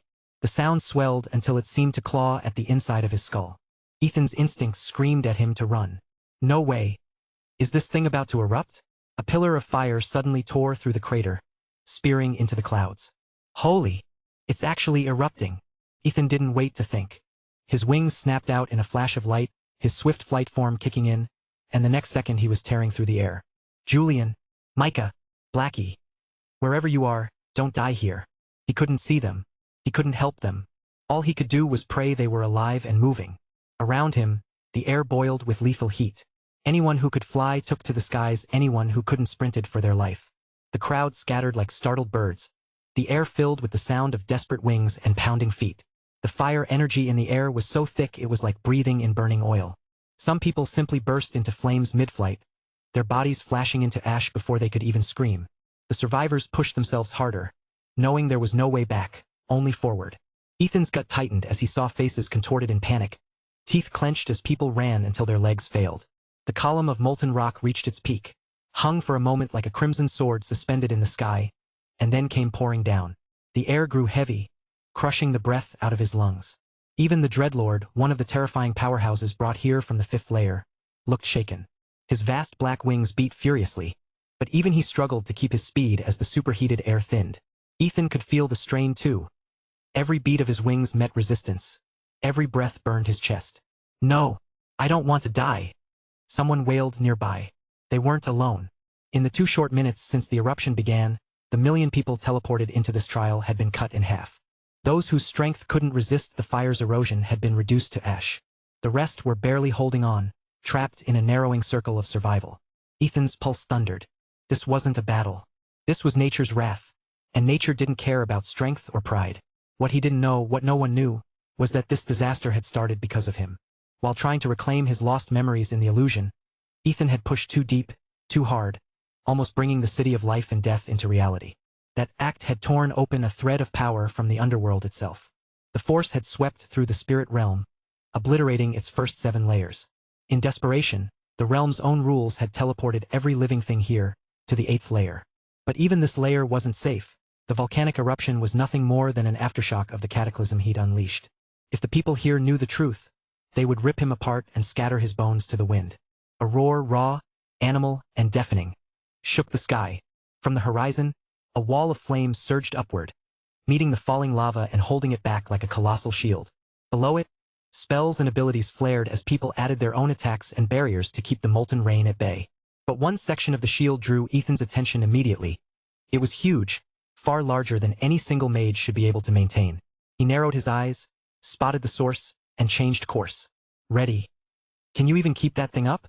The girl in red stood at the center of the barrier, her hands weaving constant sigils as she poured energy into the flames above. Lava slammed against the shield, making it shudder violently. I told you, I'm not ready. And no, I can't hold it forever. Why don't you try it? She snapped at the black-clad youth grinning at her shoulder. Blackie rubbed his nose, unfazed. I'm just saying, maybe don't make the shield so huge. There's only 4 of us here, you know? Her glare could have melted steel. Don't you dare shrink it. Someone yelled from inside the safety of the barrier. Yeah, if you shrink it, we're dead. Another added in panic. Not my problem. Blackie shot back, his eyes flashing. A heavy hand landed on his shoulder. Knock it off, Blackie. Help ready out, Julian said grimly. Ethan's heart skipped when he saw Julian, alive, and with Micah right beside him. The 4 had clearly found each other quickly after arriving here. I'm not ready. The girl barked again, glaring at Julian this time. Right? Julian muttered, caught off guard. I don't even know how to help her, Blackie said, throwing up his hands. You idiot. Transfer your fire energy to her, Julian groaned. That means I have to touch her. She won't let me? Blackie said, though the way he rubbed his palms together made his real feelings pretty clear. Try it and I'll cut you into pieces, the girl warned without looking up. Julian pinched the bridge of his nose. This girl's temper was going to get them all killed. And why was Blackie so attached to her? Anyway, was he? Julian glanced sideways at his friend. Julian, Micah murmured, leaning close. Look at the mark on her neck. Doesn't it look like Blackie's? Julian looked again. Not just similar, identical. He'd seen Blackie's mark before when he took human form and he knew what it meant. Blackie's true body was a black chelan, a creature so rare most people thought them myths. If this girl was what Micah implied, a fire chelan, then suddenly Blackie's act made perfect sense. Julian, Micah said again, tugging on his sleeve. What now? They stole my spatial pouch. If my runic scroll's still inside, I can open a grand teleportation array and get our people out of here alive. Julian followed his gaze to a figure edging into the shield. You sure? Yes, Micah said firmly. If it's there, I can do it. Julian's mouth twisted. And you're sure I can beat him? You're not trying to get me killed, are you? Micah blinked, then swore under his breath. Damn it, he's where God rank now? When he robbed me, he was only Elysium. He recalled that the guy had just descended from the sky and flown into the protective shield. Chapter 463, Lightning that Chased the Fire. The molten torrent streaming from the volcano's mouth began to thin, and a cautious relief spread through the survivors. But that momentary calm was shattered when the mountain bellowed again. The roar was deeper this time, angrier, and a fresh column of lava surged skyward. Within the blazing current, countless molten boulders, some the size of houses, hurtled into the air before plummeting earthward. The crowd's panic reignited instantly. Even the red-clad girl, who had stood her ground with unshakable defiance until now, felt a creeping despair. Run! All of you! She shouted, her voice breaking. I'm sorry. I've kept you here too long. Her eyes glistened. The first eruption had claimed lives, but those who'd fled early were already beyond danger. She had raised a protective barrier, and many had rushed to shelter under it, believing it safe. Now, with the air filled with falling magma and boulders, staying here meant only one thing, death. If they left now, there was still a sliver of hope. Her words struck like a spark in dry tinder. Faces beneath the shimmering barrier shifted. Some full of fear, others of resentment, still others simply hollow with exhaustion. The girl's gaze swept across them, and the light in her eyes dimmed. Blackie noticed it too. The black-clad youth bristled at the silent accusations in those stares. Damn you ungrateful leeches! We didn't invite you in. Keep glaring at her.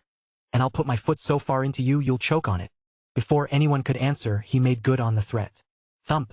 His boot struck a man square in the chest, the impact caving it inward. The man flew backward through the barrier, landing in the molten rain. The lava swallowed him in an instant. He was gone before his scream could finish. You dare to kill! The rest froze, staring at Blackie in shock. But fear outweighed outrage, and most broke into a full retreat, bursting through the barrier and sprinting into the burning wasteland beyond. The entire space was now thick with raging fire energy. The ground boiled with heat, molten rivers writhing like living things. The air shimmered, unstable and turbulent, making flight suicidal.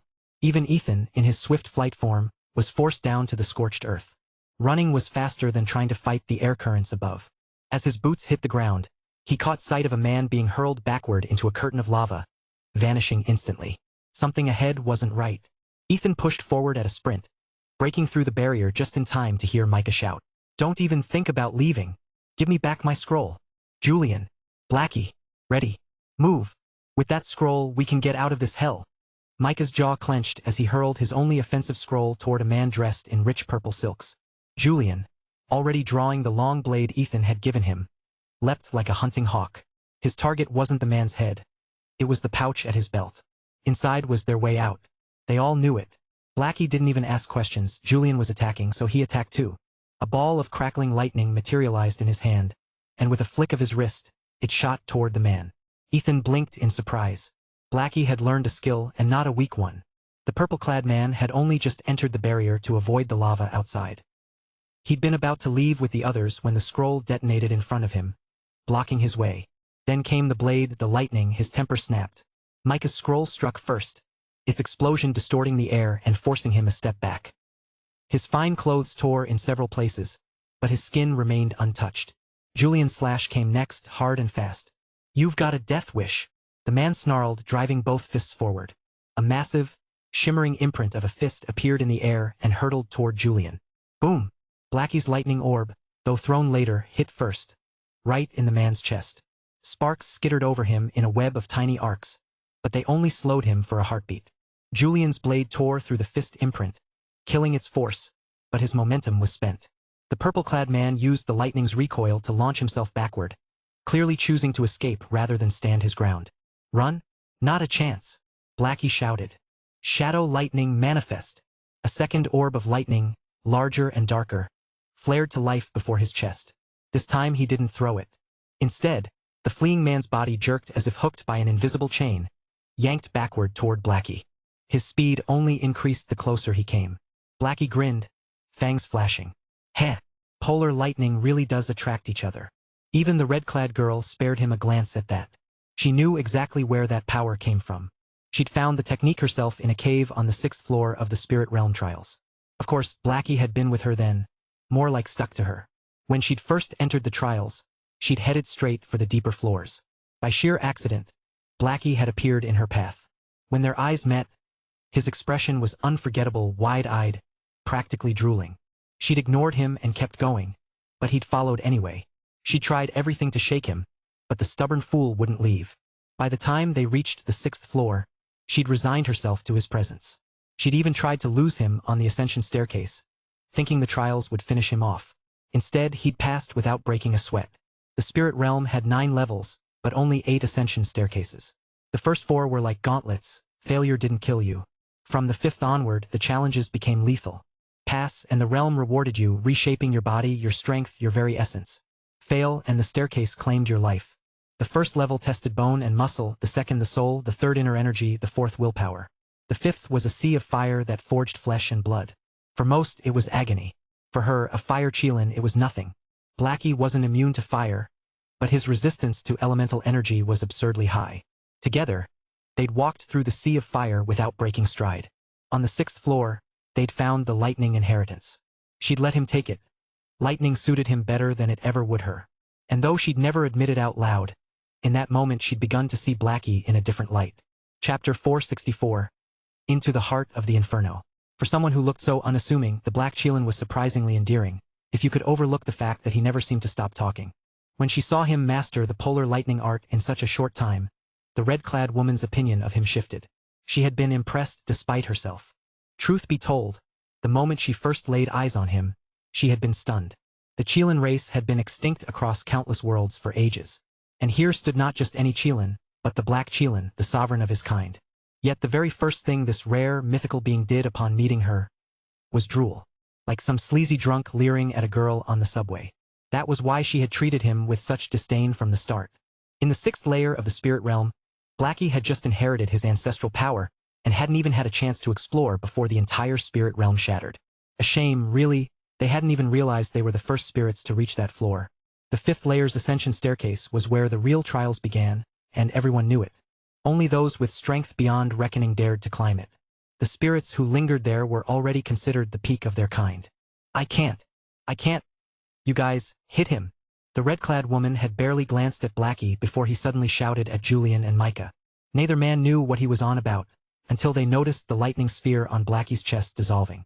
Its glow dimmed, then vanished entirely.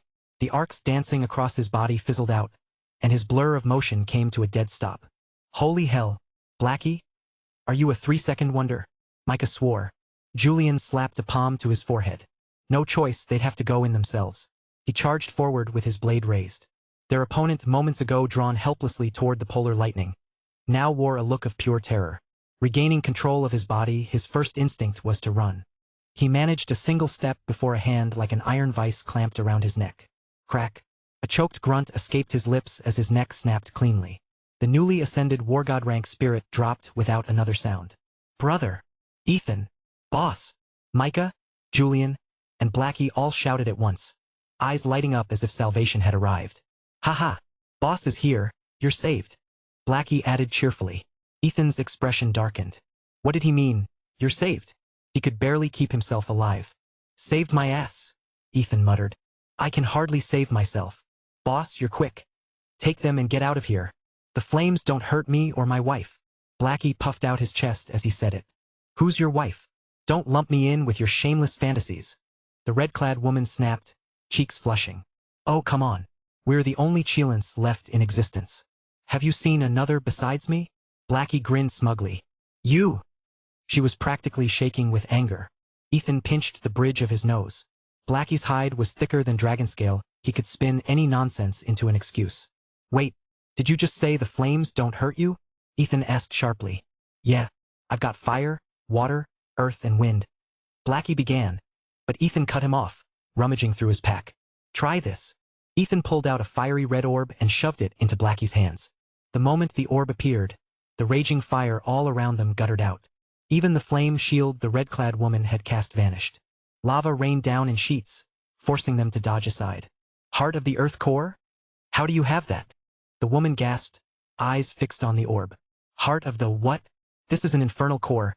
Ethan started to say, but she had already snatched it from Blackie. With this, we're saved, she exclaimed. Ethan bit back a sigh. I just told you it's an infernal core. In his last life, he'd heard it was merely a crafting material. Only after obtaining it had he discovered it had other powers. Infernal core, grade, divine tier, attribute 1. Creates a 50 by 50 yard flame shield. Completely immune to fire element attacks for 5 minutes, 24-hour cooldown. Attribute 2. Calms all agitated fire elements. Attribute 3. Can be socketed into any equipment with a gem slot. Attribute 4. Functions as a divine tier crafting material for fire element gear. Restrictions. Requires 20% fire resistance to use without harm. Below 40% causes heavy continuous damage. Back then, seeing the requirement, Ethan had tossed it into his inventory and forgotten it. Even now, after gaining fire resistance from the Fire-Eye Toad, he still didn't meet the threshold. But Blackie's immunity made him the perfect candidate. The moment Ethan handed it over, the core's power had instantly calmed the volcanic fury. So much so that even the woman's own flame shield had been disrupted. Now, clutching the core, she shot skyward, and a massive, blazing barrier bloomed around them. Far stronger than the one she'd conjured before. The second wave of molten rock hit the dome above and rolled downward in a blazing rain. Fiery boulders pounded the ground, splitting the cracked earth wide. It was hell made real, but when the lava met the barrier, it cooled and slid harmlessly aside. Inside the shimmering shield, they stood in the only safe space for miles. The shield lasts 5 minutes. We need to move, Ethan called up to her. I know. Go on ahead, she shouted back. Ethan froze. Wasn't she supposed to keep the shield over them while they retreated? What did she mean, you go first? Ah, her compassion is kicking in again, Blackie groaned, covering his face. I swear, I need to sit her down and knock some sense into her. Instead of falling back, she endured several waves of lava. Then, seeing the barrage thinning, turned and flew straight toward the volcano's heart. The volcano roiled as if on the verge of a cataclysmic eruption. She's not seriously going to try to calm it from the inside, is she? Ethan muttered. If she actually threw the infernal core into that thing, she might just be insane. Chapter 465. The Chain Beneath the Volcano. Ethan had to admit, the girl struck him as someone who was a little slow on the uptake. As Blackie might have put it, her compassion was spilling over the edges. Clearly, she hadn't endured much real hardship. And yet, he couldn't bring himself to dislike her. He didn't agree with her way of doing things, but he respected her untainted, straightforward nature. Blackie, take them and go ahead, Ethan said, glancing at the cooling waves of molten rock around them. The fiercest eruptions had passed, and the stray stones still raining down no longer posed much of a threat. Without waiting for a reply, he sprinted after the woman in red. Boss, that's your sister-in-law. You've got to bring her back. In one piece, Blackie shouted after him. Ethan had just twisted midair to avoid a swirling pocket of superheated air when the words hit him. His step faltered and he almost lost his balance. Bring her back in one piece? What was that supposed to mean? Did Blackie think he was going to eat her? For his part, Blackie was actually panicking. Ethan already had plenty of women orbiting around him, and most of them had feelings for him. The red-clad woman was the rare kind who matched Blackie's own kind, a fire Chelan. The last thing Blackie wanted was for the boss to steal her away.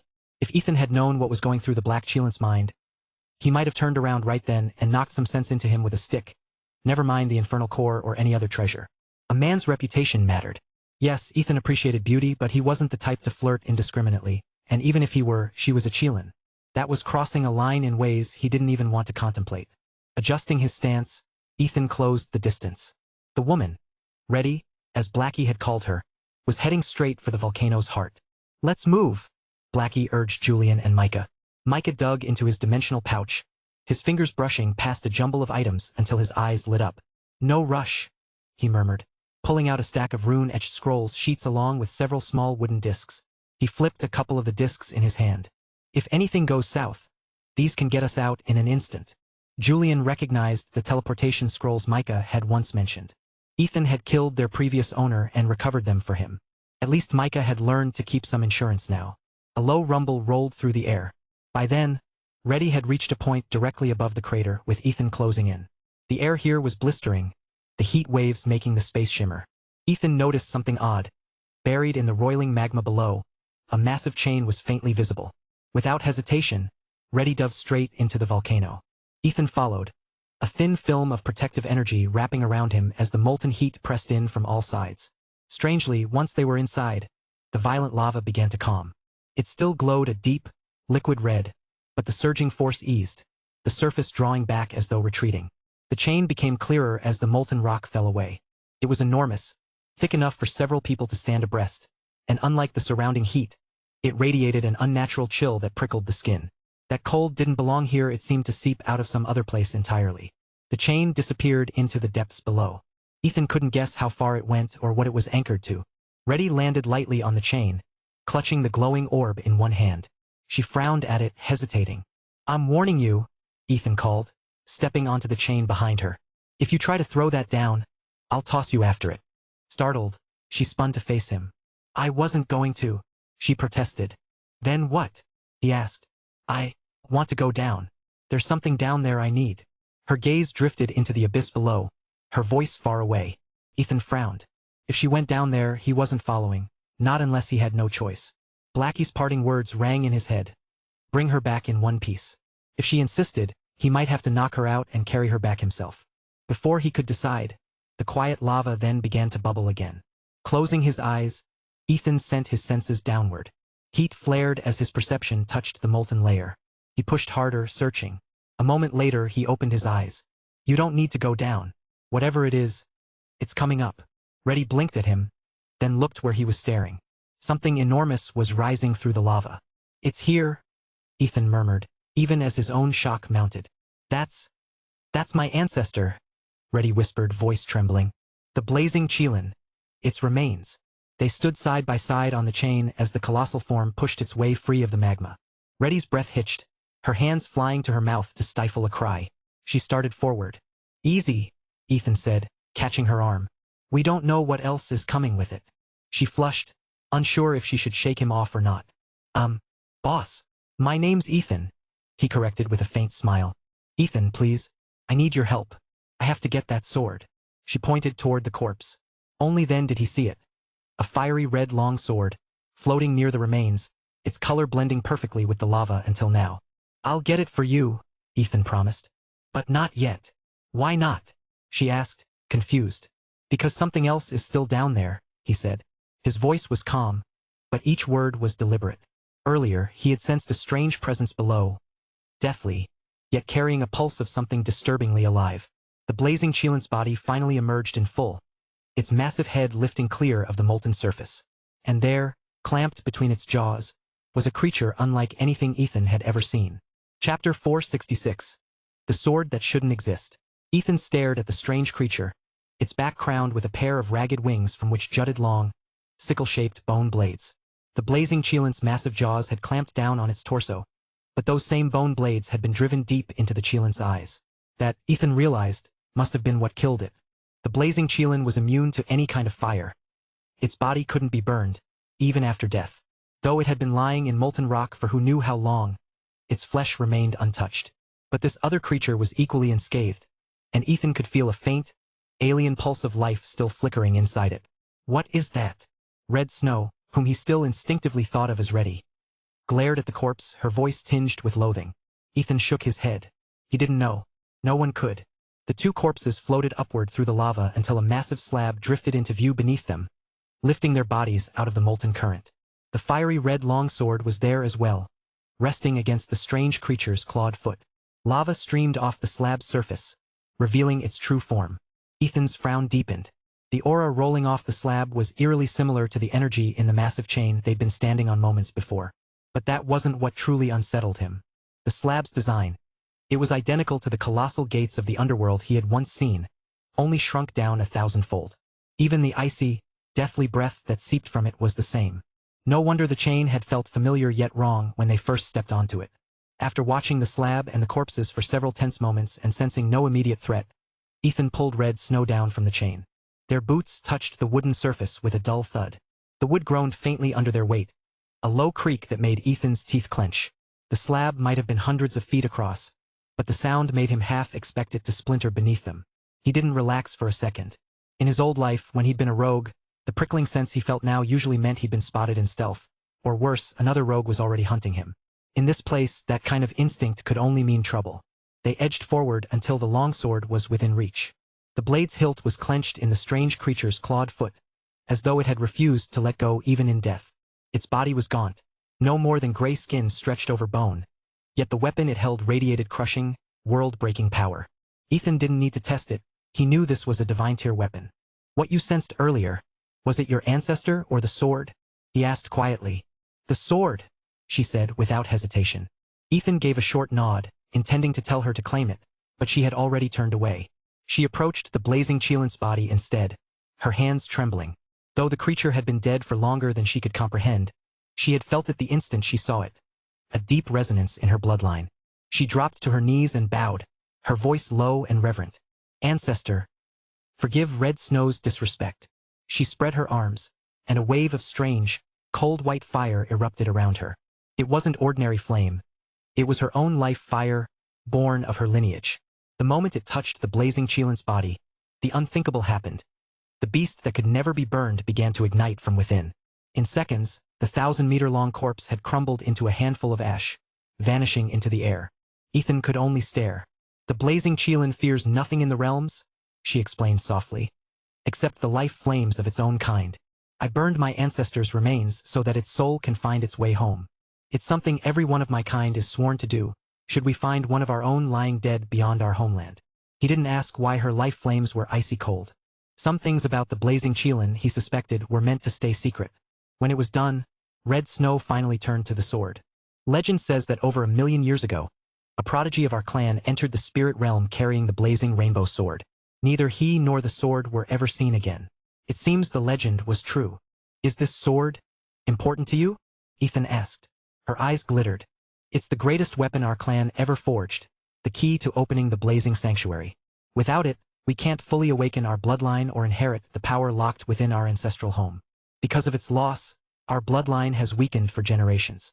We were exiled from our homeland and forced to wander the starfields. By my generation, only 3 of us remained. She hesitated, her voice tightening. Now, only I am left. She told him how her parents had withered away, unable to advance their strength because their bloodline was too thin. Ethan could only shake his head. Then why bring such a treasure into a place like this? Because until now, she said with quiet pride, no member of the Blazing Chelan clan had ever died in the spirit realm trials. The Blazing, water, earth, metal, and would Chelan clans protect one another. No one would dare harm us. But her voice softened. Though she looked like a young woman, Red Snow was already over 10,000 years old. Because of her weakened bloodline, she could never rise above the saint rank, and her life would end in less than 20,000 years. She had one chance to change that. Return to her homeland, open the blazing sanctuary, claim her full inheritance, and rise to a higher realm. Then continue her clan's line. Her cheeks warmed at the thought, and for some reason, an image of Blackie flashed through her mind. She quickly shook it away, patting her face to clear her head. She stepped up to the sword, reaching out to take it. The moment her fingers brushed the hilt, the weapon shuddered violently. Red Snow coughed blood and collapsed. The crimson spray landed across the strange creature's corpse. Ethan caught her before she hit the ground, his pulse spiking. A pale glow flared at his brow, and the twilight war spear dropped into his grip. Compress. Shred. Shred. Shred. 3 bursts of lethal skill poured into the spear. With one sweep of his arm, he sent a crescent of blood-red light slashing toward the corpse. Chapter 467. The Stranger in the Iron Shell. The grotesque creature clinging to the obsidian slab was finally revealed as the blazing Chelan's corpse dissolved into nothing. Its body was twisted and demonic, as though shaped by some nightmare. Red Snow coughed up a mouthful of blood, her face pale, and in that instant Ethan sensed something. Deep inside the creature, a faint tremor suddenly ceased. Then, with a sound like a heart stuttering back to life, the tremor surged again, steady and rhythmic. A moment later, the supposedly lifeless corpse jolted violently. Ethan didn't wait to see what would happen next. His muscles tensed, the shadows of his panther form surging over his frame as he poured 3 shred techniques into his twilight war spear. In one swift, committed motion, he thrust, unleashing a crimson streak that hissed through the air like a blade tearing reality itself, driving it straight at the rising creature. The thing had only just stirred, its movements sluggish, yet its instincts were keen. Its dark wings snapped open, wrapping around its compact frame in a defensive cocoon. Ethan's strike, potent enough to slice space itself, slammed against those wings, and stopped cold. Damn it! Not even a scratch, he muttered, his grip tightening. The thing's presence was uncanny, it radiated no aura. Yet it had shrugged off a killing blow with sheer physical resilience. Can you still fly? He asked quickly, his eyes never leaving the target. Barely, Red Snow admitted, her voice tight with fear. Then go. I'll keep it busy. Before she could argue, Ethan hurled her upward with a forceful wave of his arm. The creature's wings unfurled again, exposing its face for the first time, and Ethan almost wished they hadn't. Its massive, hairless head was marred with patches where rotting flesh had peeled away, leaving bone glistening in the dim light. In its hollow sockets burned 2 emerald flames, shifting like restless souls. Ethan braced for the inevitable attack. Instead, the creature slowly folded its legs beneath it and sat. Human. The voice came directly into his mind. No lips moved, yet the words were clear, resonating in a strange cadence. Ethan froze, startled by the absence of hostility. There was something wrong about its presence, as if it didn't belong to this reality at all, but it made no move to strike. May I ask who you are? Ethan kept his spear lowered but ready. If the other party didn't seem hostile, it was foolish to provoke it. Especially when the blazing Chelan, wielding the might of its clan's sacred relic, had only managed to drag this thing down into mutual destruction. Or perhaps not destruction at all. If the Chelan had been war god class at the very least, what did that make this being? I am not from your world, the creature replied. Ethan blinked. Neither am I, he said cautiously. It gave a low, humorless laugh. I'm not talking about this little pocket of space, or even your broader universe. A clicking and whirring sound began emanating from its chest. Ethan tensed. The front of the creature split open with a faint hiss, releasing tendrils of white vapor. The gap widened slowly, almost deliberately, until Ethan's eyes widened in disbelief. "You've got to be kidding me," he breathed. A mech. Inside the armored shell, slumped but very much alive, sat a human man about Ethan's age. "A mech. You recognize it?" The man's voice was weak, but at the word, his head snapped up. You're from Earth?" The question hit Ethan like a hammer. "How do you know about Earth?" he demanded. A chill worked its way down his spine. The thought of this stranger setting foot there was unsettling, no terrifying. If he possessed technology like this, Earth's defenses wouldn't even slow him down. Sensing his thoughts, the man raised a hand in reassurance. "Relax. Earth is my home too. I have no intention of harming it, and I couldn't return even if I wanted to."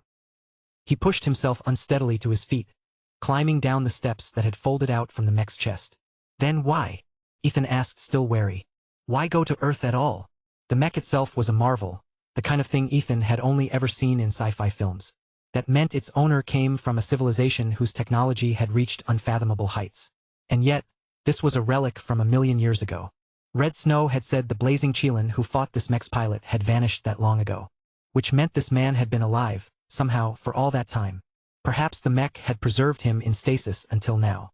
"If I told you I was going there for help, would you believe me?" The man crouched, patting the slab beneath them. Ethan realized then it wasn't a slab at all. It was a sealed container, forged entirely from the same strange alloy. Whatever was inside, even his soul sense couldn't penetrate it. "You expect me to believe you need our help?" Ethan asked, his tone skeptical. "You've got machines like this, and you're telling me you can't handle your own problems?" The man gave a bitter smile. "Once we thought we were invincible. Thought we could conquer the universe with our machines. But by the time we learned they were worthless against what we faced, it was too late." He glanced at the sleek watch strapped to his wrist, then fixed Ethan with a steady look. "I don't have much time. Listen." What followed was a story that shook Ethan to his core. The man's people, he said, were descended from humans who had once lived on Earth. But when their civilization reached a certain point, the planet's energy was exhausted. Its resources bled dry. The population plummeted to under 1,000,000. They were forced to abandon their home. On the eve of their migration, they received a signal from beyond, a message claiming to come from a place called the Omega 001 universe. The sender said they too had originated from Earth, suffered the same fate, and had also fled. They had calculated that after billions of years, Earth would recover enough to give rise to a new generation of humans. And when that time came, those humans would face the same doom and the same need to migrate. Ethan's pulse quickened. If this man was right, Earth was already walking that path again. Was humanity just another cycle in a repeating pattern? A hatchery that birthed one generation, lay dormant for eons, then birthed another over and over? Chapter 468. The Path of Ethereal. As the stranger reached this part of his story, Ethan couldn't hold back any longer. "You're from the Omega 001 universe? And here to pick up this generation of Earth's humans?" The man shook his head. "I said I came here for help, but I've been asleep for too long. It might already be too late." He glanced at the sleek, high-tech watch strapped to his wrist. "Converted to Earth's time, I left the Omega 001 universe about 6,000 years ago. According to the records preserved back home, your generation should still have been in the mythic age when I departed. I came to seek their aid. But after all this time, I suspect the Omega 001 universe no longer exists." His eyes dimmed as he said it, as though the weight of that failure had just settled onto his shoulders. "You mean the myths we have on Earth, those gods who could soar through the skies, tunnel into the ground, or ascend to immortality after endless trials, those were all real?" Ethan was stunned. He knew that growing one's energy was almost impossible on Earth. There was no foundation for it there. Even in the barren expanse of the Sea of Death, he could faintly sense various types of energy floating through the air. But Earth had nothing like it. That energy, what people here called the energy of heaven and earth, was the key to breaking through from the sovereign rank to the transcendent rank. Below sovereign, one could advance through sheer physical training. But to step into the transcendent rank required consuming enormous amounts of stored nutrients and energy, awakening the power a person had accumulated over the years, or drawing directly from the energy of heaven and earth found in beast cores and demon cores. Earth had no such energy, no magical beasts, no demon beasts. That meant the highest anyone could hope to reach there was the peak of sovereign rank. "They did exist," the man said. "According to the data, every human era on Earth experiences a mythic age. Or rather, the first generation of humans lived during a rare revival of Earth's spiritual energy. To put it bluntly, if you had the method back then, even a pig could have become a god. But humans are greedy. Their endless consumption drained the energy, leaving nothing for later generations. By your time, there should be no spiritual energy left at all. But, he tilted his head. I'm curious. How did you get to the Omega 002 universe? And how did you end up in this artificial pocket dimension? Ethan's mind raced. I'm not entirely sure, he said, weaving half-truths together. I was just walking. Then out of nowhere lightning struck me. When I woke up, I was in a place called the Umbral Star. I started training there, joined something called the Sacred Assembly that's held once every 100,000 years, and eventually I came here. He expected disbelief. Instead, the man simply nodded. I see. That's fairly common. According to the data, the origins of humans across starfields almost always involve accidents like that. After billions of years, humanity has managed to spread and carve out a place in the cosmos. But there's only one true origin point for humanity, Earth. This guy, Ethan thought, suppressing a sigh. Was everything on high-tech worlds decided purely by data and equations? With a casual wave of his hand, a table and 2 chairs appeared. And you? The man sat without hesitation. Ethan only dared to get this close because he'd already gauged the man's strength, sovereign rank. The real threat was the hulking mech standing behind him. If I had one of those... Ethan couldn't stop himself from glancing at it. He'd been a sci-fi fan since childhood, and the sight of an actual battle mech sent a thrill through him, though this one's design was frankly ugly. My designation is KH-3106, the man replied. Ethan blinked. That's your name. The man gave a faint, self-deprecating smile. Where I come from, every newborn is given a number, not a name. Ethan leaned forward. Why did you come for help? He remembered what Morzin had told him. In 5 years, Earth would face a catastrophe that would wipe it out. By now, that left only 4.5 years. What kind of catastrophe could it be? Resource depletion? Destruction? Or was it connected to KH-3106's mission? Let me show you something. KH-3106 tapped a series of commands into his wristwatch. A holographic projection flared into existence above the table. A rotating, 4-dimensional image shaped like a diamond, larger at the top and tapering at the bottom. Fine dividing lines cut across it, each marked with identifiers from Omega A001 to Omega A009. Ethan stared. Is this a map of the universe? Close. It's a cosmic division map, KH-3106 said. I'm from the topmost layer, the Omega A001 universe. Right now, we're here in the Omega A002 universe. This red dot is our exact location. The image zoomed in, racing past countless stars until it stopped in a patch of dark void. This, KH-3106 continued, is a spatial rift in the Omega A002 universe. That's where this artificial pocket dimension is hidden. Ethan couldn't see anything in the projection, but the sheer level of technology left him speechless. Interuniversal positioning. On Earth, GPS signals could barely survive a trip into dense mountains. Where's Earth? He asked. Which universe is it in? Earth isn't in any universe, KH-3106 said. Its location is what we call the desolate domain. About here. He pointed to the very tip of the diamond's lower point. The name sent a jolt through Ethan. Morzin had mentioned it more than once. Most memorably the time he'd gotten drunk at the Orange Tavern and ranted about those ungrateful old bastards who hadn't even spared the desolate domain. But Morzin had never explained what it meant. What's that? Ethan pointed to a thin channel that appeared in every universe on the map. They were misaligned, drifting slowly, occasionally overlapping before shifting apart again. That is the cosmic channel linking Omega 001 through Omega 009, KH-3106 said. We call it the Path of Ethereal. You made it here because, for a brief moment, the channels overlapped at just the right place and time, and you were there to be pulled through. I, on the other hand, calculated the exact convergence between Omega 001 and Omega 002 and teleported through. Boom. It felt like a sledgehammer had struck Ethan's skull. The second half of KH-3106's explanation barely registered. 2 words had lodged themselves in his mind, echoing over and over, the Path of Ethereal. Ethereal. A dawning realization began to take shape. Chapter 469. Countdown to the Last Breath. The Path of Ethereal and the game called Ethereal, could they truly be unrelated? Ethan wasn't convinced.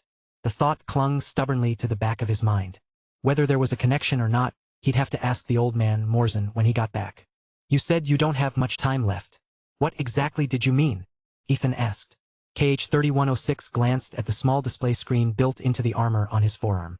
While traveling the Path of Ethereal, I crashed into something I couldn't identify. My mech sustained heavy damage and fell into a spatial rift. When I came to, I was here, this artificial world.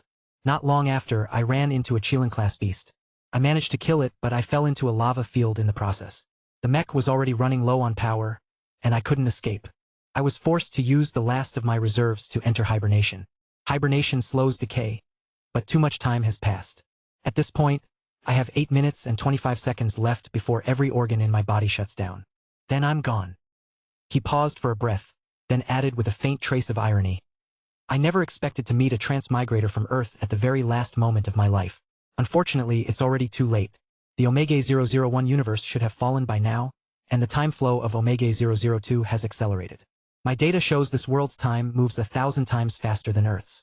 That's the universe's own defense mechanism, accelerating time to breed more warriors capable of resisting external threats.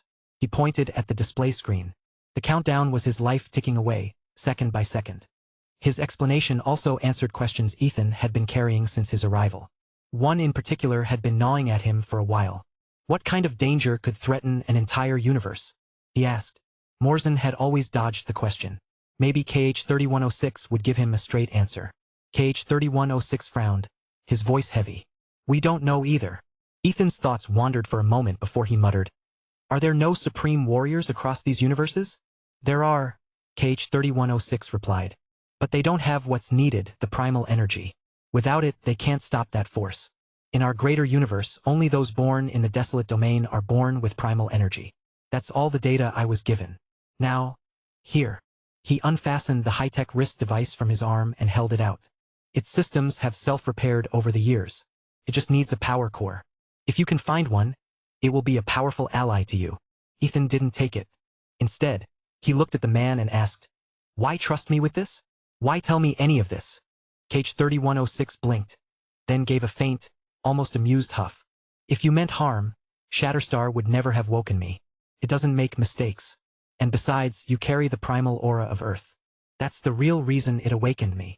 Ethan didn't know whether to laugh or shake his head. This man's trust in technology bordered on religious. But then again, in a universe built on machines, what else would they put their faith in? So it wasn't Red Snow's blood that woke KH-3106. It was his arrival. If I can get back to Earth, can I stop this crisis? Ethan asked after a moment's hesitation. KH-3106 studied him, realization dawning. You're thinking of using Shatterstar to return? With Earth's current timeline, it's pointless. I'd forget about it if I were you. Here, with your abilities, you could live at least 3 centuries. If you go back, you'll barely have 4 years before the great change arrives. Compared to 300 years, or even more if you grow stronger, 4 years is nothing. Ethan didn't argue, but the logic was cold and clinical. If he stayed here, he could live far longer. And once you're dust, whether the world burns or not doesn't matter. But he knew one thing for certain. When the time came, he'd be sent back, whether he wanted to or not. And even if he wasn't, he'd try. His family was there, his brothers, his friends. And from KH-3106's description, Ethan was certain this catastrophe was the same one Morzin had hinted at. Which meant that one more person fighting it was still one more chance. You keep it, Ethan said, pushing the device back into KH-3106's hands. But, no buts. Your mech is too ugly anyway. If you want to help me later, get me one that doesn't look like scrap. I have 1 minute left, KH-3106 said quietly, eyes dimming. Who says you're dying? It's just organ failure, right? Ethan grinned at the man's surprised look and got to his feet. Tree form, activate. A colossal, faintly shimmering tree took shape behind him. Ethan didn't notice that every time he called on tree form, the image shifted, its form now eerily similar to the ancient tree of life he'd once seen. Rejuvenation, healing touch, wild growth, life bloom. One after another, healing spells poured into KH-3106. The countdown on his arm display froze, then started climbing upward. Swift healing, burst. Ethan snapped his fingers, and a wave of green mist surged forward, wrapping around KH-3106 before streaming directly into him. His vitals spiked, climbing until the numbers vanished entirely. KH-3106 stared at him, voice trembling despite himself. What kind of power is this? It's not from our greater universe. No matter how ready someone is for death, life is still precious. The cold resignation in KH-3106's voice was gone, replaced by raw excitement. Ethan knew the greater universe he mentioned meant Omega-001 through Omega-009, and the unnumbered Earth. His own powers came from ethereal, something even Morzin seemed to understand better than anyone. And Ethan felt that truth was now within reach. KH-3106 flexed his fingers, then his arms, then stood straighter than he had in centuries. The half-dead man was gone, replaced by a man with life in his eyes once more. Chapter 470, Wanted Across the Sky. Ethan had learned everything he needed. KH-3106's life was saved, and he was just about to look up and call out to Red Snow when she came soaring down toward him. "Ethan, we need to go. Someone's coming," she called, landing lightly beside him. Before he could respond, another figure descended from the sky, bringing two others with him. It was Blackie, flanked by Julian and Micah. "Boss?" Blackie said, urgency in his voice. "Those ingrates are heading back this way. We need to get out of here. Fast." "What's wrong?" Ethan asked, startled. "Let them come. What's there to be afraid of? They're coming for you." Blackie flipped his hand over, revealing something in his palm. Just now, tokens like this appeared in the sky, dropping right into everyone's hands. It was a pristine jade tablet. On its surface glowed a line of text and a shifting image. "Eliminate this person to unlock the 9th layer sanctum." Beneath the words was an image that made Ethan's expression tighten. It was a fragment from the illusion he'd once been trapped in. Specifically, the moment he had cornered Rainey against a wall. Fortunately, the perspective seemed to be from Rainey's own point of view, so it didn't clearly show what Ethan was doing. Still, that slightly mischievous smile of his, frozen in the frame, made him flush even now. "Boss, why would something like this happen in the spirit realm?" Blackie asked, baffled. "What else could it be?" Micah said with a scoff. "He must have done something to offend the will of this hidden territory." The phrase made everyone pause. Then, one by one, they turned to stare wide-eyed at Ethan. "You don't need to guess," Ethan sighed. "It was me." Blackie's jaw dropped. Then he broke into a grin. "Holy hell. Boss, that's amazing. How'd you pull that off? Come on. Tell us the story. Give us a laugh." "Laugh, my ass. If I hadn't been worried you'd get yourself killed poking around that forbidden lake on the 2nd layer, none of this would have happened." Ethan kicked him lightly aside, then gestured to the others. "Let me introduce you to KH-3106. That's his designation. Julian, Blackie, Micah, Red Snow." "Red Snow." Blackie's gaze flicked from her to Ethan. "Boss, you said you called me Blackie because I'm black. She's red. Why isn't she ready?" Ethan froze. He'd only given Blackie that name as a joke during his fight with the Black Chelan. "How about you go by KH-3107 instead?" he said stiffly, glancing at KH-3106. Blackie instantly backed down. "Never mind then." He drifted toward Red Snow, trying to charm her, but she ignored him completely. She stepped closer to Ethan instead. "I can't retrieve the blazing rainbow sword," she said. "It's fused with this monster's claws. Is there any way to take it with us?" Ethan looked to KH-3106. "My last bit of energy went into blocking your attack." "I can't help," KH-3106 replied flatly. Before Ethan could answer, a chorus of voices rang out from above. "He's down there. Kill him." Dozens of figures descended from the sky, encircling the volcano once more. "It's over. We're surrounded," Blackie yelped. "Over my ass," Micah said, holding up 2 runic scrolls. "If I want to leave, they can't stop me." "TCH. Those things will burn out in seconds," Blackie shot back. "Let's see how long you keep that smug face." Ethan ignored them both. "Shatterstar," he said to KH-3106. "What kind of energy does it need to run?" "It's not picky," KH-3106 said. "Anything works, but it needs a massive amount. We usually draw power from renewable sources like stellar cores, preferably a star, like your sun." Ethan's head throbbed. "The sun? This mech could actually run off the sun? Will this work?" He held up the infernal core, which Red Snow had once called the heart of the Earth core. In his previous life, Ethereal's official records had listed it as the drive core of the infernal tyrant, a weapon born from ancient humans merging alien demons with high technology. This core was a synthetic, compressed energy source forged beyond the stars. If it could power the infernal tyrant, surely it could power Shatterstar. Giving up a divine-tier artifact for a mech seemed like a fair trade. Beep. Scan complete. Energy source detected. Capable of providing 3% power. Energy is renewable. KH-3106's wrist device scanned the infernal core, a light beam flickering over it. "Only 3%. Ethan muttered, disappointed. "Give it to me." KH-3106 snatched it without hesitation. 3% is excellent. When I left, I only had 1.8%. Shatterstar was built with the combined resources of the Omega 001 universe. The more energy it has, the more powerful it becomes. Theoretically, its potential is limitless.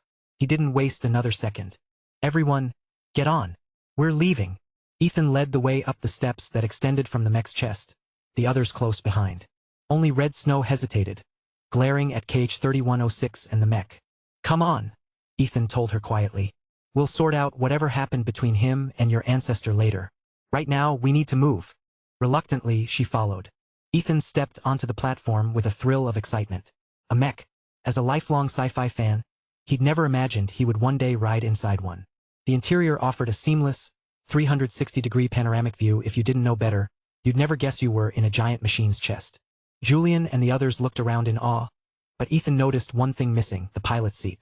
Cage 3106 entered, the mech's chest sealing behind him with a deep click. He pressed a series of buttons on the panel strapped to his arm, and with a hiss of machinery, a coffin-shaped pod rose from the floor. To Julian and the rest, it looked ominous, but Ethan froze in recognition. A VR capsule. Cage 3106 paused mid-step, eyeing him. You know what this is? Has Earth's technology advanced to the point of virtual simulation? That shouldn't be possible. Let's just leave first, Ethan said quickly. Cage 3106 didn't press further. He lay down inside, and the capsule filled with a strange fluid that somehow allowed him to breathe freely. A deep boom rattled the floor, and the mech lurched into motion. Through the panoramic view, Ethan saw the massive slab being carried along with them. So KH 3106 was even bringing that thing. If not for it, the mech probably would have reached Earth 6,000 years ago. Whatever was inside, Ethan was certain of one thing: the material and the aura both belonged to the underworld. If you want access to fast updates or the full novel in high-quality audio, contact me now and buy. I offer over 300 complete audiobooks from Pocket FM, Webnovel, Audible, and more. No locked episodes, no subscriptions, just one-time payment via PayPal or Ko-fi. Message me directly on Telegram or WhatsApp, or check out the full list of available novels on Discord. Start listening to your next favorite audiobook today.